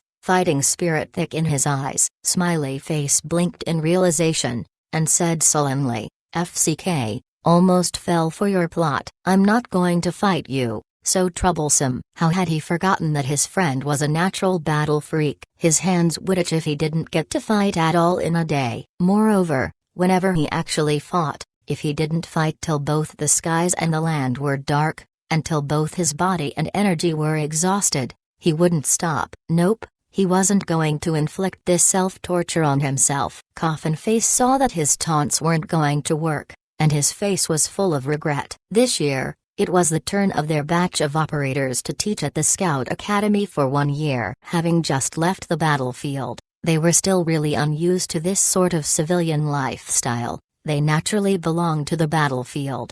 "Which child do you favor?" asked Smiley Face, brimming with curiosity. "That one with the crew cut." Coffin Face was referring to Chi Long. "Yep, the crew cut brat should have the better strength. However, that pretty boy's physical characteristics are really not bad, a real trainable talent." Smiley Face seemed to like Luo Lang better. Hearing Smiley Face's words, Coffin Face's already stern face became even sterner. He peered intently at Smiley Face and said, "You want to take him on as a student, an initiate? Have you thought it through?" The military world really placed a lot of importance on the master-disciple relationship. Regardless of whether it's taking on an initiate disciple or the final true disciple, once their relationship was confirmed, they wouldn't be able to get away from this connection for the rest of their lives. For instance, if Smiley Face wanted to take on Luo Lang, even just as an initiate disciple, it would be equivalent to Smiley Face acknowledging Luo Lang as a disciple of his branch. From then on, Luo Lang would receive the protection and cultivation of Smiley Face's branch. In other words, whether Luo Lang was good or bad in the future, Smiley Face would have a hand in it. Yeah, just as an initiate disciple though. Smiley Face continued smiling widely, utterly unconcerned. "Precisely because it's just as an initiate disciple. That's why I need you to be more serious about it." Coffin Face was a little angry now. If Smiley Face was taking the boy on as a true disciple, then he would have nothing to worry about, because in that case, both the instructor and the disciple would already be grasshoppers tied together on the same string. Both would have to be equally responsible, and that relationship would be akin to that of a father and son. But an initiate disciple was different. That relationship did not require anything from the student, but had requirements for the instructor. In other words, taking on an initiate disciple meant a unidirectional relationship where the instructor provided painstaking care and effort. If the initiate disciple decided not to become the instructor's true disciple in the end, all the invested effort of the instructor previously would be wasted with no avenue for recourse, because all of it was out of the instructor's self-will. It's rare to find one that I like. It's worth it to take a little risk. Smiley Face seemed to have made up his mind. Coffin Face knew that once his good friend made a decision, he would not change his mind. He could only sigh to himself, and said nothing more. "Angry?" asked Smiley Face, prodding at Coffin Face's shoulder. Smiley Face felt that his willfulness may have been a little disrespectful in the face of his good friend's concern, so he couldn't help but seek reassurance. "I've just made a decision," said Coffin Face placidly. "What decision?" Smiley Face was very curious. Coffin Face peered at Smiley Face for a moment, then said, "I have decided to take on the crew cut boy as my initiate disciple." Chapter 82, Linglan vs. Qin Yi. Smiley Face finally could not maintain his smile any longer. The shock was clear on his face, but he very quickly collected his wits, and said exasperatedly, "Have you gone mad? This is an initiate disciple we're talking about. Initiate. If the elders in your family find out, You'll be in deep SHT. I'm optimistic about that crew cut boy's future. Coffin Face's expression was very calm, as if telling Smiley Face that he was worrying for nothing. Besides, didn't you say those two brats are just like we used to be? He was still the one who understood Smiley Face the most. Qi Long and Luo Leng's fight had reminded Smiley Face of when they had first met, bringing up feelings of nostalgia. On top of that, in terms of both looks and character, Luo Leng closely resembled Smiley Face, which was why Smiley Face had been moved to take Luo Leng on as an initiate disciple. Of course, another reason was that Luo Leng's personal qualities were also very exceptional. Otherwise, no matter how similar they were, without any cultivation value, the thought of taking him on would never have crossed Smiley Face's mind. Coffin Face's words left Smiley Face unable to continue to try and dissuade him. Smiley Face's lips flapped soundlessly for a moment, but he finally settled on saying, "Perhaps they can inherit our dreams." "I hope so." Coffin Face looked towards Qi Long's direction, and when Smiley Face wasn't looking, a subtle smile silently appeared on his lips, instantly gentling Coffin Face's typically austere look considerably. The arena matches for the advancement of the top 13 into the top 7 were all held simultaneously, so after Linglan and the other two of her group exchanged encouragements, they all went to their respective stages. The matches officially began, and most of the crowd had gathered around the stage where the Linglan vs Qin Yi match was being held. Some of the Class A students who had already been eliminated came personally to the combat hall just to watch this match. Of course, the feelings of the Class A students were complicated, unsure whether they wanted Linglan to continue her one-move advancement streak or wished for someone to break it so that Linglan would return from that untouchable distance to a more manageable distance before them. However, regardless of what the students thought, Linglan and Qin Yi appeared to be extremely calm. When the referee called out the start of the match, Qin Yi first dashed to one side of the stage, while Linglan remained standing in the middle of the arena, facing the other from a distance. Just like that, the two of them froze. Time slipped by slowly, an unknown number of minutes passed, and the audience themselves couldn't help but become impatient. Then, one of the two finally moved. Linglan was the one who moved, not because her patience was worse than Qin Yi's, but because she felt that continuing to wait like this was just a waste of time. Qin Yi's stance was defensive, so it was obvious that he didn't intend to strike first. Qin Yi had taken such an approach because after studying Linglan's previous battles, he had found that those students who had been defeated in one move by Linglan had all attacked first. Although he didn't know if defending and counter-attacking would be effective, Qin Yi was hopeful. He settled on the strategy of waiting for Linglan to attack first. Qin Yi still had confidence in himself. He believed that if he put his full attention on tracking the opponent's movements, he should be able to see the other's attacking style, and perhaps would be able to stop the opponent's attack. Linglan knew what her opponent was thinking, and so decided not to waste any time. This time, she initiated the attack. Linglan charged forward, her right hand forming a fist and striking out at Qin Yi. Her punch actually emitted a loud explosion of air. You could just see how terrifying its speed and power was. This time, the teacher in charge of refereeing their match was no longer the one from Linglan's previous matches. However, when he saw this attack of Linglan's, his gaze revealed a trace of astonishment. This astonishment was not due to Linglan's speed or strength, but rather due to the move itself. Linglan's consecutive advancements with just one move had piqued the curiosity of many teachers, who had then gone on to observe the recordings of Linglan's fights. This teacher referee was one of them, and Linglan's current attack move had been recognized by him. This was an attack move of Linglan's first opponent in the ranking battles. Of course,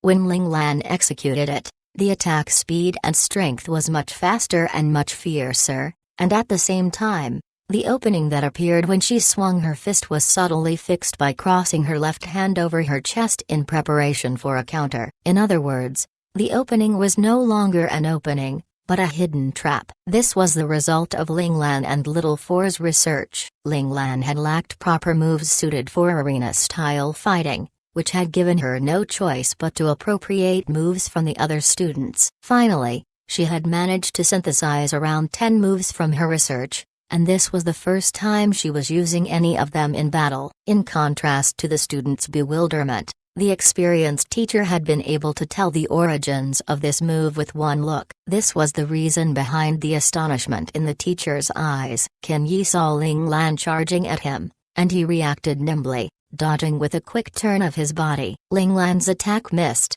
and before she could follow up with a second attack, Qin Yi had once again dashed away with a few quick steps, putting a distance of roughly 7 to 8 meters between him and Ling Lan. Wow! He's being really cautious. But boss, why did you decrease your speed and strength by 70%? If you had just attacked with your normal speed, he would never have been able to dodge. The watching little four was very puzzled. It was obvious that one move would have been enough. Why had boss held back? No matter what, I must drag the fight till about 10 moves. I don't want to see the teacher's resentful eyes anymore. Ling Lan was truly afraid of that and had decided to first take it easy for a bit. Last night, she had trained in the learning space for the entire night, which had been prolonged to a duration of 2 months, and had finally settled that problematic after effect of hers. Adding up all the time spent before and after, she had spent almost half a year's time in the learning space to eradicate the problem. This was why Ling Lan could control her own speed and strength today. Otherwise, even if Ling Lan planned to take it easy, she would have been unable to. Getting his answer, Little Four said nothing more. He still remembered Ling Lan's warning to not make noise and disturb her unnecessarily when she was fighting. If the opponent hadn't dodged far away, and Ling Lan hadn't stopped pushing her attack, Little Four wouldn't have voiced his question. Ling Lan saw that Qin Yi had prepared himself once more, so she charged forwards again, and the moment she got within range, she threw out a side kick. In order to successfully drag out the fight to over 10 moves, Ling Lan had no choice but to be a bit careful, and pay close attention to Qin Yi's condition. She didn't wish to pull back her strength and speed only for the opponent to be defeated anyway because he wasn't prepared to take her attack. That would undoubtedly be an extremely tragic thing. Of course, the teacher who had studied Ling Lan before could tell that this side kick was also an attack move of one of Ling Lan's previous opponents. However, Ling Lan had simplified this side kick. It no longer had the initial preparatory spin to accumulate strength, although that sort of strength accumulation method could indeed increase this side kick's power by 30%. This one spin not only decreased the attack speed, but also created a large weak point. During the spin, there would be a moment when one's back would be to the opponent. If the opponent grabbed hold of this opportunity, not only could they easily break this move, but they may even counterattack to injure the user heavily instead. This was the reason why Ling Lan had been able to send the original user flying so easily in her previous match. Thus, Ling Lan decisively discarded that one spin, choosing to throw the side kick right after a half turn. The motions had been simplified, but the strength boost was partially retained. According to Ling Lan's estimations, even though the strength accumulation was weaker, there was still a 15% boost, and if the move was handled better, even 20% was possible. As such, only 10% of bonus strength was lost, but with this little loss, a large weak point could be fixed, and the attack speed would also go up. It was undoubtedly worth it. Perhaps this kick came too forcefully, for although Qin Yi had already been mentally prepared, he was still frightened by this ferocious kick of Ling Lan's. He abruptly realized why Ling Lan had been able to kick her opponents off the stage with one move. It was this strength, which was definitely of a horrific caliber. At that moment, Qin Yi was still oblivious that this was already the result of Ling Lan holding back 70% of her strength and speed. Qin Yi's reaction time and speed once again proved that he was exceptional. Facing Ling Lan's powerful side kick, he again managed to evade. At this time, the watching students began cheering for Qin Yi. Ling Lan's performance in her previous matches had been too unbelievable and aberrant, so the students couldn't help but view her as a common enemy. So, when they saw Qin Yi managing to last for 2 moves, they all started voicing out their encouragement, hoping that he would end Ling Lan's legendary winning streak. Under the students' cheers, Ken Yi's initially tense spirits relaxed. He felt that his initial strategy wasn't wrong. Ling Lan must definitely be someone who was good at finding his opponent's weaknesses. He had been able to catch hold of his opponent's weaknesses when they attacked first in his previous matches, which was why he had been able to defeat them in one move. However, when Ling Lan was the attacker, the roles were switched around, so Ling Lan was no longer as invincible as they had thought him to be. Very quickly, Ling Lan had launched several more consecutive attacks. If Qi Long, Luo Lang, and Han Jijian had been here, they may have been shocked and puzzled, because these few moves of Ling Lan would have been both familiar yet strange to them at the same time. That's right, these moves had all been appropriated by Ling Lan when she had fought them. However, these moves, under the combined study of Little Four and herself, had undergone a certain degree of modification. This is not to say that Qi Long's and the others' moves had any problems, but Ling Lan had modified these moves to better suit her own physical capabilities. Ah, boss, it's the 10th move now. Little Four wasn't just a simple observer, he was seriously helping Ling Lan to count the moves being exchanged. Now, finally I can let loose, holding back her strength and her speed, as well as keeping track of the opponent's reactions. These 10 moves had been extremely frustrating for Ling Lan. Hearing Little Four say that her imposed 10-move limit was up, her mood brightened immensely. At this time, Ken Yi had already gotten used to Ling Lan's attack speed and strength. He felt that he was able to handle Ling Lan's attacks now, and had begun thinking of ways to counterattack. After all, he would never win by purely defending. Although he was very wary of Ling Lan's strong ability in catching an opponent's weakness, he believed that even if he was caught by Ling Lan, he would be able to handle the situation with his speed and reflexes.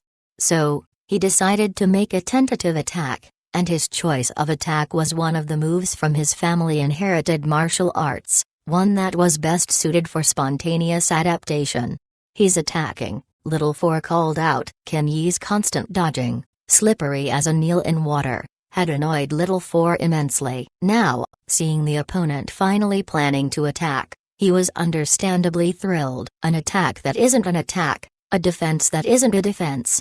There must be something more. Ken Yi thought that his speed was very fast and that the changes in his move were very subtle, but in Ling Lan's eyes, his speed was rather slow, and some of the changes were obvious at a glance. Moreover, her senses had already pinpointed a defensive blind spot in his move's defenses. Chapter 83, Extreme Talent. This was Ling Lan's innate talent. When her mental focus reached a certain boundary point, a miraculous ability would emerge. Ling Lan herself wasn't sure what it was, but she felt that it was very useful. As long as she could see the opponent's move clearly, she would be able to find the opponent's weakest point. Ling Lan may be uncertain, but number one in the learning space knew what it was. It was precisely because of this that number one had unsealed number 5, with the goal of cultivating an extraordinary Ling Lan. It couldn't be helped. This innate talent was just too rare. Even in number one's country with its highly advanced civilization, children with this innate talent were extremely limited, almost one of a kind. It was the most precious special combat talent — profound insight, the perfect innate talent for mecha operators. A notion flitted through Ling Lan's mind: to attack the weak point, or let the opponent continue his probe and see. In the blink of an eye, Ling Lan made her decision. She decided to first take a look at the opponent's move. Ling Lan was confident. She believed that even if she gave the opponent one more move, the final outcome would not change. This wasn't blind confidence, but a belief backed up by strength. Besides, she was really kind of curious. What would the final form of Ken Yi's move be like? Having made her decision, Ling Lan reacted just as Ken Yi would have hoped. She balled up her right hand into a fist, and held an attack pose, meeting the opponent's attack head-on. A dark gleam flashed through Ken Yi's eyes, and with a shake of his wrist, his entire arm actually moved like a snake, twisting and turning, twining swiftly up Ling Lan's right arm to grab onto it securely. He caught him. At that moment, Ken Yi's gaze revealed a trace of pleasant surprise, a little shocked that he had actually managed to succeed in one move. Ken Yi believed that as long as he managed to control Ling Lan, he had obtained the key to winning. But was that truly the case? Ken Yi's pleasant surprise had yet to fade, and his follow-up move had yet to be executed, when he suddenly felt a sharp pain at his shoulder as a large force slammed into it. At the same time, there was a sudden change in his vision. In his sight, Ling Lan suddenly became the unscalable rooftop of the colossal combat hall, and his hand that had been gripping onto Ling Lan's right arm suddenly felt as if it was holding on to a slippery eel, which slipped out of his hand in a flash. A loud bam, and Ken Yi's body was roughly thrown to the floor of the combat hall. The intense pain coming from all over his body confused him. He struggled to push his upper body up, and saw Ling Lan standing high above him on the edge of the arena stage, looking down on him with a cold expression. Looking down, Ken Yi abruptly woke up, realizing that he had already fallen off the stage. In other words, he had already lost this match. According to the tournament's rules, when a fighter had been thrown out of the range of the arena, it was an immediate loss. What in the world happened? He was the one who had grabbed Ling Lan, and he was the one who had been just about to win. Then why was he the one who had been flung out of the arena in the end? This match, he was truly baffled how he had lost. Ken Yi pounded his fists against the ground in frustration, unable to accept his loss. Seeing Ken Yi's dark mood, the teacher referee sighed softly. There had just been too much difference between Ken Yi's and Ling Lan's strength, which was why Ken Yi just couldn't understand how he had lost to Ling Lan. However, this wasn't the time to explain things to Ken Yi. The referee declared loudly, "This match, Ling Lan wins," successfully advancing to the top 7. Perhaps the other children had seen the match as if through fog and mist, but the observing teachers had all seen very clearly. At the time when Ken Yi had successfully grabbed hold of Ling Lan's right arm, just as his hand closed around it, Ling Lan's right hand, which had initially been fisted, had opened up, and the extended fingers had been just the right length to make contact with Ken Yi's shoulder.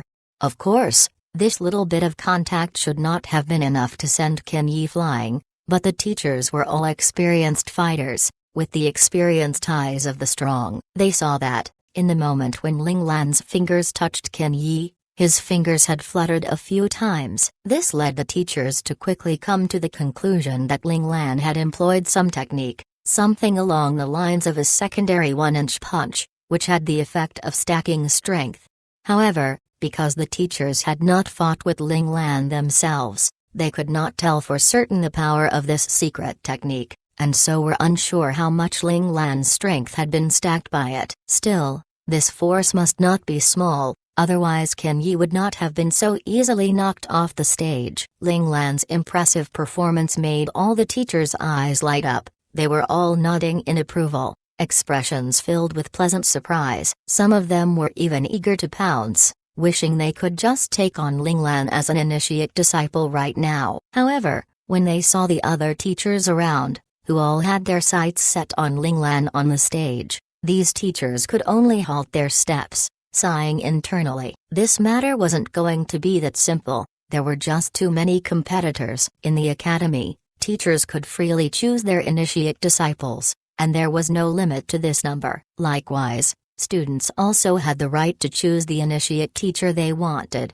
but each student could only choose one teacher. In other words, for these teachers to become Ling Lan's initiate teacher, they would have to get Ling Lan to choose them willingly, and this was undoubtedly going to be very difficult. All of the teachers within the academy had their own advantages, so no one knew who Ling Lan would pick. Leaving Ken Yi's gloom aside, Ling Lan had left the stage immediately after hearing the referee teacher's announcement. Ken Yi's move had sparked her curiosity. She had never expected someone's arm to be able to twist into the shape of a fried dough twist. It looked like her previous foundational physical skills training had already pushed the limits of human flexibility, but at least it had still been within the realm of possibility for humans. It wasn't like what Ken Yi just did.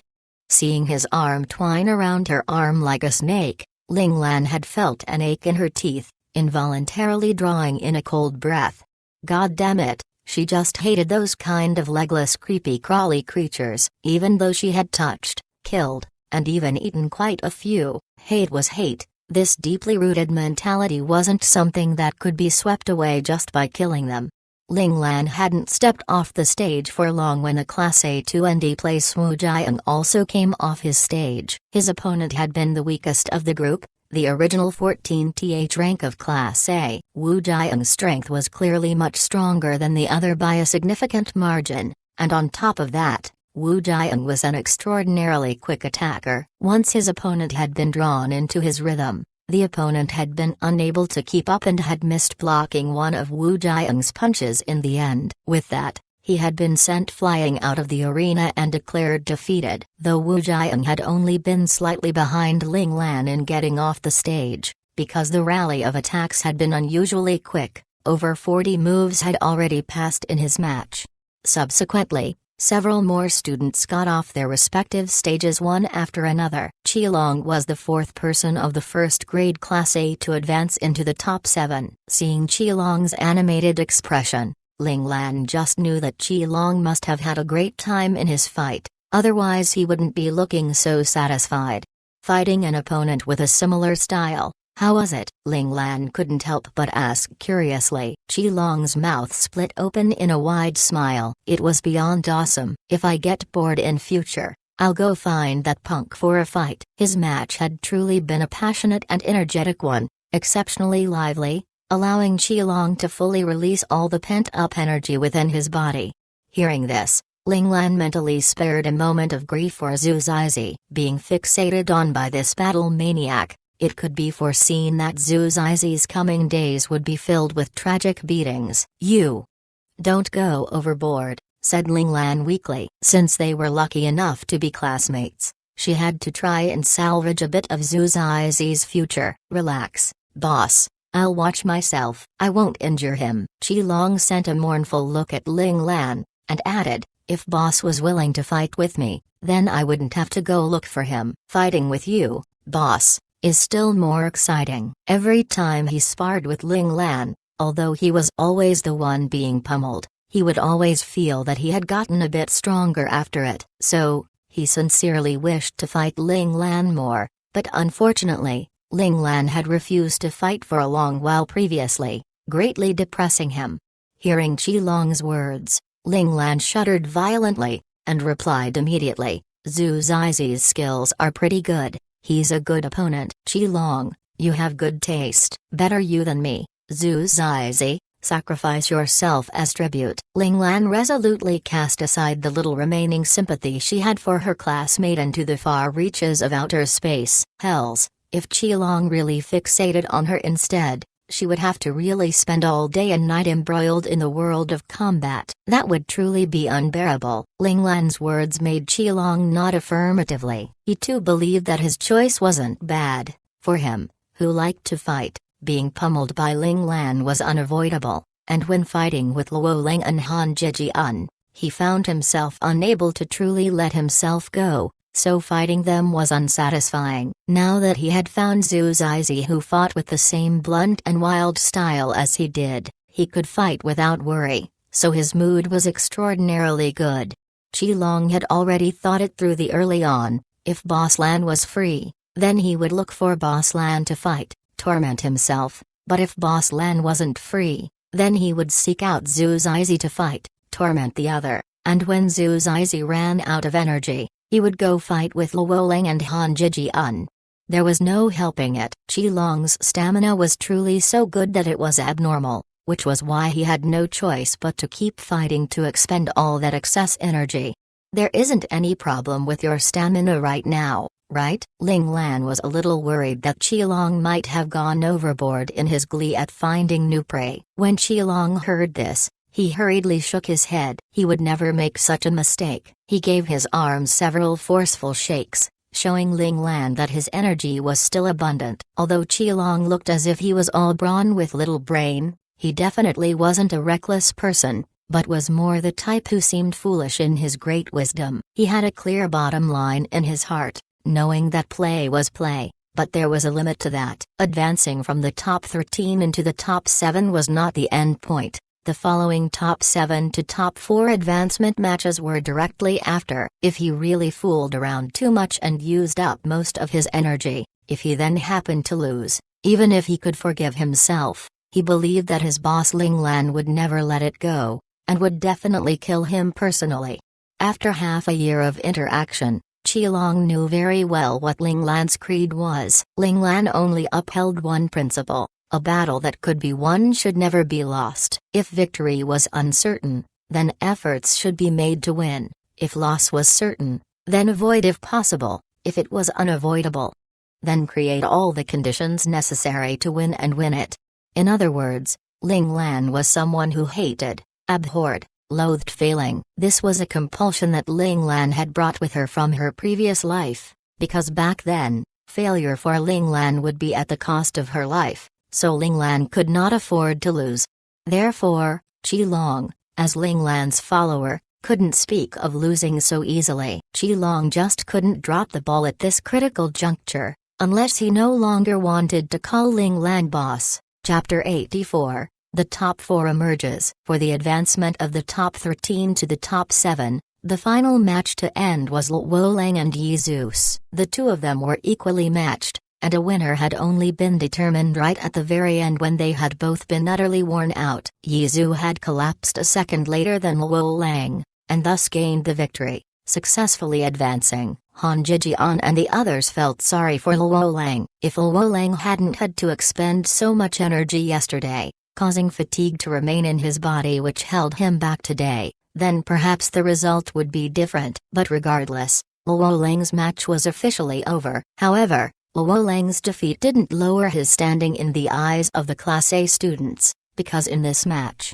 he had proven that his strength was roughly equivalent with that of Yi Zeus. In other words, Luo Lang's strength was on par with the Class A top 3 ranks. The gazes of all the Class A students were now gathered upon Ling Lan and Qilong. If Luo Lang's strength was already on par with the top 3 of Class A, then how strong were Ling Lan and Qilong really? It should be known that Luo Lang was considered the weakest among the 3 of them. However, they believed that as the matches progressed, Ling Lan's and Qilong's true strength will be displayed before them. Then, they would be able to know once and for all just how much depth there really was to Ling Lan and Qilong. In short order, about half an hour later, the advancement battles for the top 7 into top 4 began. Although Yi Zhu really hoped he would get a bye once so that he would be able to have more time to recover his strength, unfortunately, the academy did not wish for Yi Zhu to be that lucky. The bye for this round was given to Qilong. When the name list for the assignment of byes came out, Ling Lan could pretty much confirm the Academy's bye allocation strategy. They had chosen the strongest few. In other words, the Academy was intentionally precluding the element of luck in this. For the top 7 to top 4 battles, due to Qilong's bye, there were only 3 matches. Ling Lan's luck was not much weaker than Qilong's, actually being matched up with the already worn-out Yi Zhu who no longer had the ability to put up a good fight. Meanwhile, Li Yingji had been matched with the original rank 5 of Class A, Zhang Yuan, while Wu Jiang had been paired with the 4th rank, Zhu Zhirong, both matches a meeting of the strong. The moment Yi Zhu saw the matchup name list, his face fell. His opponent was actually going to be that Ling Lan. This luck of his was just too terrible. Originally, he had thought of at least trying to fight, but against such an opponent like Ling Lan, he wasn't sure he could win even if he had been full of strength, let alone in this current dire situation. Yi Zhu had no choice but to consider the other ranking battles he would have to fight if he lost. It should be noted that the ranking battles to determine the rankings of 13th, 8th, and 7th, 5th would be held at the same time. If he used up the rest of his strength here, it was very likely that he might not even be able to hold on to 5th place. It had to be said that the stronger the child, the stronger their judgment and acceptance. Knowing when to give up was also a form of courage. The moment the referee teacher on stage said start, Yi Zhu, who had already thought things through, resolutely raised his hand to surrender. So, just like that, Ling Lan once again advanced easily, successfully becoming the quickest to advance among the 3 people, excluding Qilong's advancement via the bye. Meanwhile, Li Yingji's and Wu Jiang's respective matches were both very intense. Although Li Yingji and Wu Jiang were the top two of Class A, their strength was not yet at the level where they would suppress all opposition, being just a little stronger than their opponents. As such, it was really hard to say who would win in the end, for of course the opponents also had their eye on advancing, and had drawn up their full strength to fight it out with their opponent.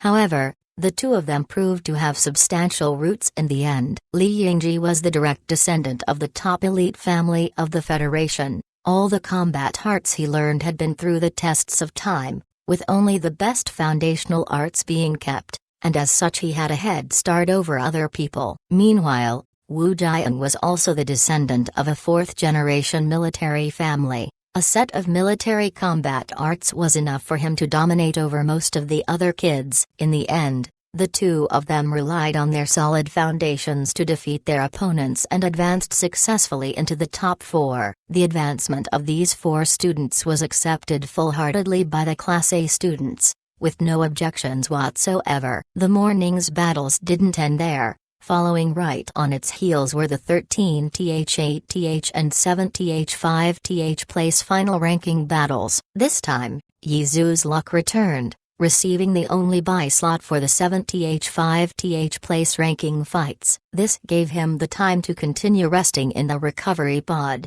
taking advantage of every second to recover his energy. Luo Lang's luck was also not bad. For the first round, he fought against a weaker student, gaining a hard-earned victory. Then he received a bye for the next round, and had to wait for the winner of the other group to be done so they could fight for the 8th rank. Of course, he also took the chance to rest in a recovery pod to regain his strength. In the end, having recovered enough energy, both Yizu and Luo Lang defeated their respective opponents, and so, Luo Lang obtained 8th place, while Yizu obtained 5th place. On the rankings, Yizu's ranking had dropped compared to when school just started, but his status was not at all lowered in the minds of the students. Yizu's strength was definitely exceptional. It was just that no one had expected two aberrant oddballs such as Linglan and Qilong to appear in Class A. Qilong was more the oddball, while Linglan was more the aberrant. Meanwhile,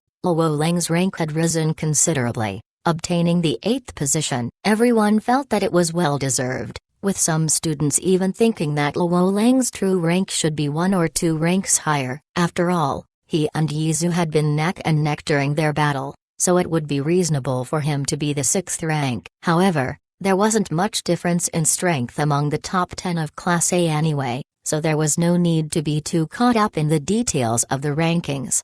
Finally, only the exact ranking of the top 4 was left unsettled. What were the final matchups going to be? However, the semi-finals and the finals had been scheduled for the afternoon, so the Class A students could only suppress their curiosity and go have their lunch at the canteen first. While eating, Han Jijian voiced his concern over the possibility of Linglan going up against Qilong, but Qilong wasn't worried about it at all. Rather, he was excited at the prospect, thinking that that would be the perfect opportunity for him to fight all out with Boss Lan. Hearing this, although her expression retained its usual calm, Linglan prayed in her heart for the Academy's AI to be wise, and assign the troublesome Qilong to be someone else's responsibility. Talking and laughing, the few of them finished their lunch, and then went back together to the combat hall, to wait for the notification of the final matchups. The time finally arrived, and the battle name list was revealed. Seeing it, Han Jijian and Luo Lang leapt up in excitement, while Wu Jiang frowned slightly, his expression turning grim. That's right, his opponent for the coming match was the one he feared the most, Linglan. If possible, he really had not wanted to meet him during the semi-finals, hoping that he would be able to advance to the finals in his best condition. However, Wu Jiang quickly regained his equilibrium. As a descendant of a military family, he wasn't one to shy away from tough challenges. Wu Jiang was actually very prepared. Ever since Linglan had first advanced in one move, he had already been paying attention to him, considering Linglan as his greatest rival within Class A. Indeed, in Wu Jiang's eyes, that arrogant punk Li Yingji was not worthy of being his rival. Although Li Yingji was a match for him now, He believed that in 3 to 5 years' time, he would definitely leave Li Yingji in the dust as one of his stepping stones. From Wu Jiang's observations, he found that Ling Lan's current strength was certainly one level higher than them, so it would be extremely difficult to defeat him. Still, he wouldn't give up just because of this. He had contacted his father, detailing Ling Lan's combat movements to him, in hopes that his father would be able to provide some guidance. It wasn't that Wu Jiang didn't want to let his father see a recording of Ling Lan's fights, but unfortunately, the Central Scout Academy kept a very strict guard on the videos of their students. It was impossible to send out the data from within the school. The moment one left the school grounds, any data saved within any communicators, as long as it was a video file downloaded from the school servers, would be automatically deleted via formatting, so even a top expert in AI would be unable to restore it. This was one of the ways the Academy protected its students, forbidding video images of its students from being leaked to the outside world, though of course verbal descriptions were not included under this coverage.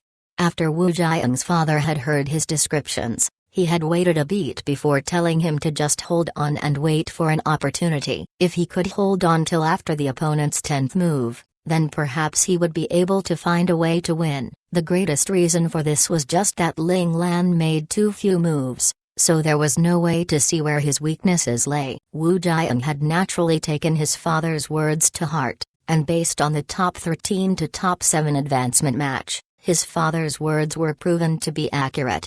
Qin Yi had just been a little too impatient, moving recklessly before he had figured out Ling Lan's true strength. Wu Jiang mentally warned himself to be patient, no matter how fierce Ling Lan's attacks were, even if there were many openings. If he wasn't sure of success, he should just continue to hold back. Very quickly, the two matches officially kicked off. After some hesitation, Han Zhijian had decided to go watch Qilong and Li Yingji's battle. Meanwhile, Luo Lang had chosen to go watch Ling Lan's fight, because he wanted to see Ling Lan's true combat skills. Speaking of which, it was rather sad that after following Ling Lan for half a year and fighting him several times during that time, they had still never seen Ling Lan use any proper systematic combat arts. Because, when Ling Lan fought with them, he basically didn't use any formal moves at all. He only attacked based on instinct with direct moves, clear to see and understand. Precisely because of this point, Han Zhijian and the others had never been able to pin down Ling Lan's true background. Although Han Zhijian had tried beating around the bush, Ling Lan had just smiled but kept silent. Was there really a secret behind it all, or was there really no secret at all? They just had no way to know. If Ling Lan had known that Qilong and the others were so concerned about her background, she would probably laugh her head off. At this moment, Ling Lan still wasn't clear about her father's true status in this world, thinking that she was just an ordinary inconspicuous descendant of a small elite family. A child with a widowed mother who had broken ties with the small elite family at that. It had to be said that Ling Lan was a little careless in this respect. Of course, Little Four was also partly to blame here, never reminding Ling Lan to go learn more about Ling Zhao, so Ling Lan only knew that her father was an unremarkable major general in some random regiment. The Federation had so many major generals they were like hairs on the backs of cows, who had then carelessly gotten a game over when he went off to fight on the battlefield. The matches finally started, and Wu Jiang chose to do the same as Qin Yi, dodging to one side, and putting up a cautious defense. This caused Ling Lan's head to ache. Meanwhile, on Qilong's side, the fight was intense from the very beginning. Qilong had always been a child who fought based on personal instinct, so when he heard the referee teacher say start, he charged forwards immediately. Chapter 85, Qilong vs. Li Yingji. Initially, Li Yingji had wanted to launch a test attack once to probe Qilong's depths, but the thought had barely crossed his mind when the other's right fist had appeared unexpectedly before his eyes. It was coming at him fast and furious. The wind blasted towards him by the punch, causing a mild ache in his cheeks. Li Yingji reacted quickly. He leaned backwards to put as much distance as he could between the two of them, and crossed his arms in front of him to block the punch. A soft bam. The sound of a fist striking flesh. Li Yingji was sent stumbling back 3 steps before the force behind Qilong's punch dissipated. But with this retreat, he had lost the initiative. Taking advantage of the opponent's inability to attack, Qilong rained a heavy barrage of combo attacks on Li Yingji. This was Qilong's favored style of attack to begin with, so he was truly fighting just as he liked. In the few advancement matches at the beginning, his opponents had all been thoroughly defeated by these wild attacks of Qilong. Mind you, it wasn't easy for opponents who were slow to rev up and get their head into the game to get used to Qilong's unreasonable attacks. Qilong's fierce attacks in this match led all the watching teachers to nod repeatedly in approval, all of them thinking that he was good at timing his attacks, and had good instincts, a true natural-born fighter. When Coffin Face, who was intently watching Qilong fight from the side, saw this, his expression became heavy, as if thinking of something. Seeing this, Smiley Face couldn't hold back his curiosity. "You noticed something? Just keep watching. If it really is what I think it is, Yun Yi, maybe I've hit the jackpot." Coffin Face's eyes, which were originally as calm as still water, were actually shining with an unusual light. It was clear to see just how turbulent his emotions were. Smiley Face understood his good friend very well, and knew that his friend would not talk about things he wasn't sure of, and so he did not continue to question, but instead turned to put his full attention on watching Qilong and Li Yingji's match. Perhaps he would be able to see something, for Smiley Face knew very well who his good friend was excited about. Although Li Yingji was so cocky and arrogant that he invited dislike, it could not be denied that his abilities were really not bad and that he had really solid foundations. Even though he had been taken off guard by Qilong's fierce attack right out of the gate, it wasn't long before he gradually managed to hold his ground. Although he was still more on the passive side, he still managed to find several opportunities to fight back. This performance of his also gained the acknowledgement of quite a number of the teachers in attendance. Of course, this was not to say that Li Yingji had turned the tables around and was fighting Qilong on even ground. Truth was that Qilong still had the advantage. It was pretty much impossible for Li Yingji to wrest control back within 100 moves. Li Yingji also understood that this situation was bad for him, and as this was also the first time he was disadvantaged in a fight, he couldn't help but become a little anxious and impatient. Since he had first entered the Central Scout Academy, his father had already told him that the first ranking tournament was very important. Its importance did not lie in the treatment one would receive after having their ranking confirmed, but rather in its function as a test to highlight the cream of the crop, so that the most exceptional students could receive the cultivation of the most exceptional instructors under the Initiate program, which was unique to the Central Scout Academy.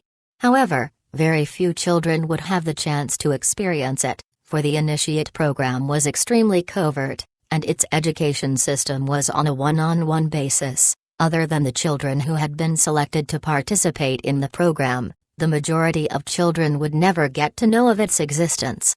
Of course, with regards to some of the older elite families, those upper-ranking individuals with power and authority, this secret was no secret at all. Thus, they would remind their children to pay special attention to the first ranking tournament, which was how Li Yingji knew of this as well. Frankly, the Central Scout Academy was also aware of this leak, so the concealment of this program was actually only targeted at the commoners. However, the Academy was not at all concerned, because those children who emerged with great potential and exceptional abilities were typically all from these elite families and high-ranking upper class. After all, these people possessed excellent genetics, so the quality of their descendants was guaranteed to a certain extent. Although Li Yingji was a little irritable and impatient, under the solid foundational teachings of the Li family, he still managed to hold himself back, exchanging up to 100 moves with Qilong. He had originally thought that the situation would slowly get better, but after 100 moves, he found that his passive state in the match was still unchanged. At that moment, his heart started to become agitated, and the way he fought became more and more impatient. Seeing this, Smiley Face lifted an eyebrow and said, "Tai,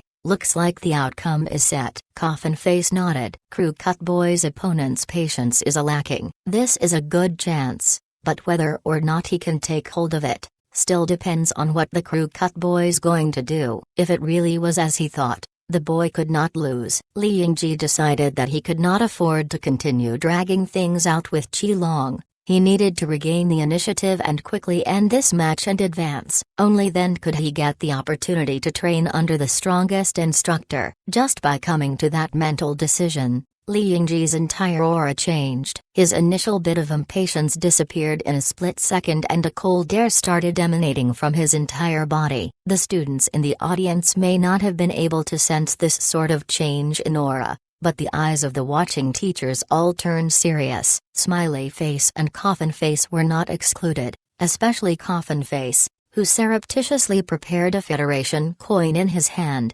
just in case. At this moment, Qilong seemed to have sensed the difference in Li Yingji, but did not stop attacking with his hands and legs, instead increasing the intensity of his attacks. Coffin Face's eyes were coldly focused, and his expression became even grimmer. Could it be that Qilong had sensed the danger and so was attacking with all his might? Li Yingji parried attack after attack as he systematically retreated one foot after another. Meanwhile, his gaze became exceptionally cool and analytical, and there was even a trace of not too subtle killing intent. No matter how berserk Qilong was, his attacks would always have a moment of pause, and Li Yingji was just waiting for that moment. He wanted to defeat Qilong in one strike, so he needed to put enough distance between them, otherwise he would be too busy handling Qilong's relentless attacks to even unleash his trump card. That's right. Li Yingji was so confident because he still had a powerful trump card. His father had cautioned him not to use this trump card frivolously, because this was a killing art of the Li family, and was one of the true combat arts that had been passed down the Li family over thousands of years. There was enough distance now. Li Yingji finally got into the stance of the Li family's sure kill technique. When Coffin Face saw this, his expression changed subtly. His fingers flipped, and the coin held in his palm was now poised between his index finger and his middle finger. If Qilong charged forwards to attack, he would immediately launch the coin to send Qilong flying out of his opponent's attack range. Just when everyone thought that Qilong would continue rushing forwards to attack Li Yingji, Qilong did something which stunned all the spectators. As if suddenly sensing something, Qilong, who had been preparing to attack, frowned and actually stopped moving forwards. Not only that, he also retreated swiftly, putting a considerable distance between him and Li Yingji. When Qilong stopped once more, his pose had already changed from its original attack stance to a defensive stance, expression cautious, seemingly very concerned about Li Yingji's change. Seeing this, Coffin Face's emotionless face suddenly became animated. Retrieving the coin between his fingers to envelop it once more in his palm, he muttered to himself, "That's right, this is it, this is it." Tai, what exactly is it? After watching for so long, Smiley Face found that he was still clueless, and so couldn't resist opening his mouth to ask again. "Don't rush, Yun Yi, once the results are out, I'll explain." Right then, Coffin Face just had no thought to spare for explaining things to his good friend. His spirited eyes were fixed squarely on Qilong, a deep yearning in his gaze. Initially, he had only wanted to take on Qilong as an initiate disciple because of Smiley Face, but now, he truly wanted to do so from the bottom of his heart. The spectating Han Jijian's expression also became grim, although he couldn't sense it as accurately as the instructors. He could still tell that something wasn't right with the change in Li Yingji's aura. Along with Li Yingji's strange pose, Han Jijian knew that this was going to be trouble. The clever Han Jijian deduced instantly that Li Yingji must have brought out his deeply hidden trump card, for this somewhat fear-inducing pose had not been seen in any of his previous matches. At that moment, Han Jijian couldn't help but muse to himself, no wonder the top of the rankings had been monopolized by the old elite families for many years. Their roots were indeed deep. It should be noted that for them, who were from middle-class families within a militaristic system, Being able to learn a high-level military basic art was already considered extraordinarily lucky. But for those old elite families, they had more than one set of this sort of combat arts, and the types were varied, some even including real hereditary combat arts, such as the case of the Li family. Just like that, Qilong and Li Yingji faced off, and this time, Qilong displayed his rare patience, holding back instead of charging forwards recklessly to attack. Li Yingji couldn't help but swear internally, why was this Qilong so damn unlucky? Right now, the stance he was holding was the Li family's strongest defensive counterattack move. As long as Qilong launched an attack, he could instantly take advantage of the opponent's fatal weakness during his attack, and achieve a one-hit kill effect. Unfortunately, Qilong suddenly refused to attack. Li Yingji did consider that perhaps Qilong had seen through his stance, but the moment this notion popped up, it was ruthlessly quashed by him. His father had said before that all opponents who saw the Li family death combat arts were dead. Qilong definitely couldn't know what he was thinking. In the end, the one who lost in terms of patience was still Li Yingji. Li Yingji decided not to wait any longer because this one killing move wasn't all he had. He still had many killing moves which required him to take the initiative. So, Li Yingji changed his stance. He rushed towards Qilong, reaching Qilong's side in a flash, and two fingers of his left hand headed straight for Qilong's right arm, while his right hand splayed open vertically like a blade. Seeing this, Qilong was startled, and then without even thinking about it, his right fist hurtled toward the other's left fingers. In Coffin Face's low-hanging right hand, that little coin once again appeared between his fingers. Another bam of bodily impact, and two figures were sent flying in separate directions. Then there was a loud "ah," which was quickly followed by two bodies violently crashing onto the ground. Both combatants had been unable to withstand the force behind the other's blow and had crashed heavily to the ground. One of the figures smashed onto the floor of the arena stage, continued to roll over and then bounced off the edge, directly tumbling off the stage to fall below the arena. Meanwhile, the other person smashed onto the stage as well, and actually made deep scratches on the arena floor as he slid towards the edge of the arena. Just as it looked like he would fall off the stage, that person swung out his left hand in a claw and resolutely struck out with all his might at the arena floor. His fingers sunk into the ground with a resounding noise, but even so, score marks roughly 3 centimeters long were left on the surface of the arena floor. However, because of this force, the person managed to halt his falling body, and then with a somersault, he was once again standing firmly on the edge of the stage, clearly telling everyone that he was the winner of this match. The referee teacher stood at the edge of the arena, glanced down at the figure lying below the stage, and then looked at the student who was already standing securely beside him. His expression was incredulous. Looks like the first grade Class A was really going to riot. I declare, the winner of the advancement fight is Qilong. Chapter 86, Sixth Sense. Following this declaration, Li Yingji, who was below the stage, stood up with a face full of shock as if he could not conceive that this would be the outcome. How? You knew that was my only weak point. Seeing Qilong preparing to walk off the stage, Li Yingji couldn't help but call out. It was the greatest killing move, but it also had the greatest weakness. An average person would never choose to fight in a way where both parties would take damage, not when there were other options available, but Qilong had chosen to attack that spot out of all spots. This was something he just could not comprehend. Qilong scratched his head, and thought hard for a while before replying, I didn't know. It's just my instincts were telling me that it should be that way, and so my fist went there. Of course, he didn't say that he had once almost lost his life under a similar move made by Ling Lan. He had asked Ling Lan then whether there was a way to break the move, and Ling Lan, guilty at accidentally injuring Qilong just then, had deconstructed the move for him, as well as taught him that the spot which looked the strongest was most often the weakest in moves like this. In choosing to dodge it, you would fall right into the opponent's trap. However, when fighting, Qilong didn't have the chance to think that much. He only remembered one point: the more dangerous it was, the more he should not dodge. Thus, even as he blanked out, he decided to listen to his heart and attacked the spot it pointed out as attackable. Reality proved that his heart had not lied to him. However, Qilong's answer made Li Yingji's face flush red. He felt that this answer was an excuse Qilong had thought up because he was unwilling to tell him the real reason. At that moment, a swell of rage crested in his heart, and he hated the fact that he couldn't rip apart the hateful Qilong before his eyes.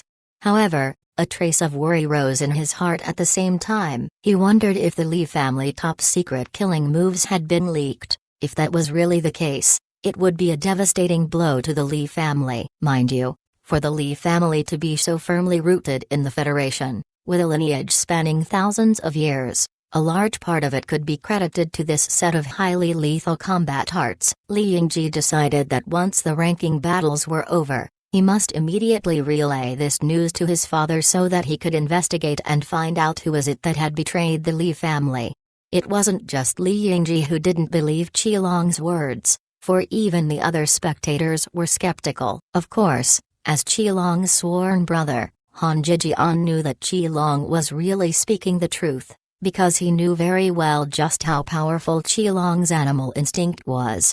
There was still one more person who believed Qilong's words, the quietly observing Coffin Face. The matter-of-fact look on his face only made Smiley Face, who was standing beside him, even more confused. He was just about to question the other, when Coffin Face suddenly tugged at his clothes, signaling for him to walk away with him. After answering Li Yingji, Qilong then slowly walked off the stage towards the waiting Han Zhijian. Before he could call out a greeting, he saw two youths dressed in instructor apparel, with a clearly militaristic air about them, walking towards him from the corner of his eye, and couldn't help but stop in surprise. The tall man with a cold expression started by saying, "You there, student? Excuse me, how should I address you?" At this moment, several instructors who had been thinking of taking action saw the two men's approach, and abruptly stopped their steps with bitter smiles on their faces. They knew then that things were just not fated to be with that boy who was so wild in combat. They wouldn't dare to fight over an initiate disciple with those two tough customers. Qilong was a little puzzled, unsure why the man had come up to him, but he still answered politely, "Hello teacher, I'm called Qilong." Han Zhijian sensed someone behind him and quickly turned his head around to look. When he saw who it was, his expression tightened, and he immediately bent low in a bow, saying respectfully, "Good day, teachers." Seeing Qilong still standing with a bewildered face, he hurriedly nudged him, signaling for him to follow his example. Although Qilong was a little lost, unsure why Han Zhijian wanted him to be so respectful to the other party, he would never go against Han Zhijian's will in small matters like this. And so Qilong mimicked Han Zhijian and gave a respectful bow as well. Coffin Face and Smiley Face exchanged a look, and Smiley Face took a closer look at Han Zhijian, a trace of interest in his eyes. This little fellow wasn't simple at all, actually managing to sense something within that split second. The two men indicated for Qilong and Han Zhijian to follow them, so Han Zhijian decisively tugged on Qilong, pulling him along behind the teachers. Although Qilong really wanted to go see Ling Lan's match, he still acceded to Han Zhijian's decision, and together they came to a secluded corner in the combat hall. Smiley Face took a look around, and only after confirming that there was no one within range to hear their conversation, did he nod to Coffin Face to proceed. "Qilong, I would like to take you on as my initiate disciple. Are you willing?" Coffin Face's expression was as frigid as usual, not at all concerned that his cold demeanor would scare away this student he had his eye on. Initiate disciple? Qilong was at first taken aback, but then he recalled something and came to an abrupt realization. Seeing this, Coffin Face let out an internal breath of relief. Looks like this child already knew of this secret, so he wouldn't have to waste words explaining. This sort of explaining task was what he feared the most. Han Zhijian glanced at Qilong with a face full of envy. About the matter of initiate disciples, his own father had already informed him about it when he had been accepted into the academy. This was also why he had been so respectful back when the teachers had approached Qilong. He had figured it out instantly. Of course I'm willing. Becoming an initiate disciple was not like becoming an instructor's official disciple. There were no responsibilities associated with it on the student's end, only benefits. Of course Qilong would not turn down this opportunity to become strong quickly, which had fallen into his lap with no strings attached. Without even having to think about it, he agreed. However, Qilong was not someone who would forget his friends. He pulled Han Zhejian closer to his side and said, "This is my good friend, called Han Zhejian, IQ 260, definitely smarter than me. Teacher, could you also accept him as an initiate disciple?" Hearing this, Han Zhejian's face paled dramatically and he hurried to stop him, yelling, "Qilong." Many children would be disliked and discarded by a teacher because of greed, and lose the chance to become an initiate disciple in the end. Seeing Qilong so reckless,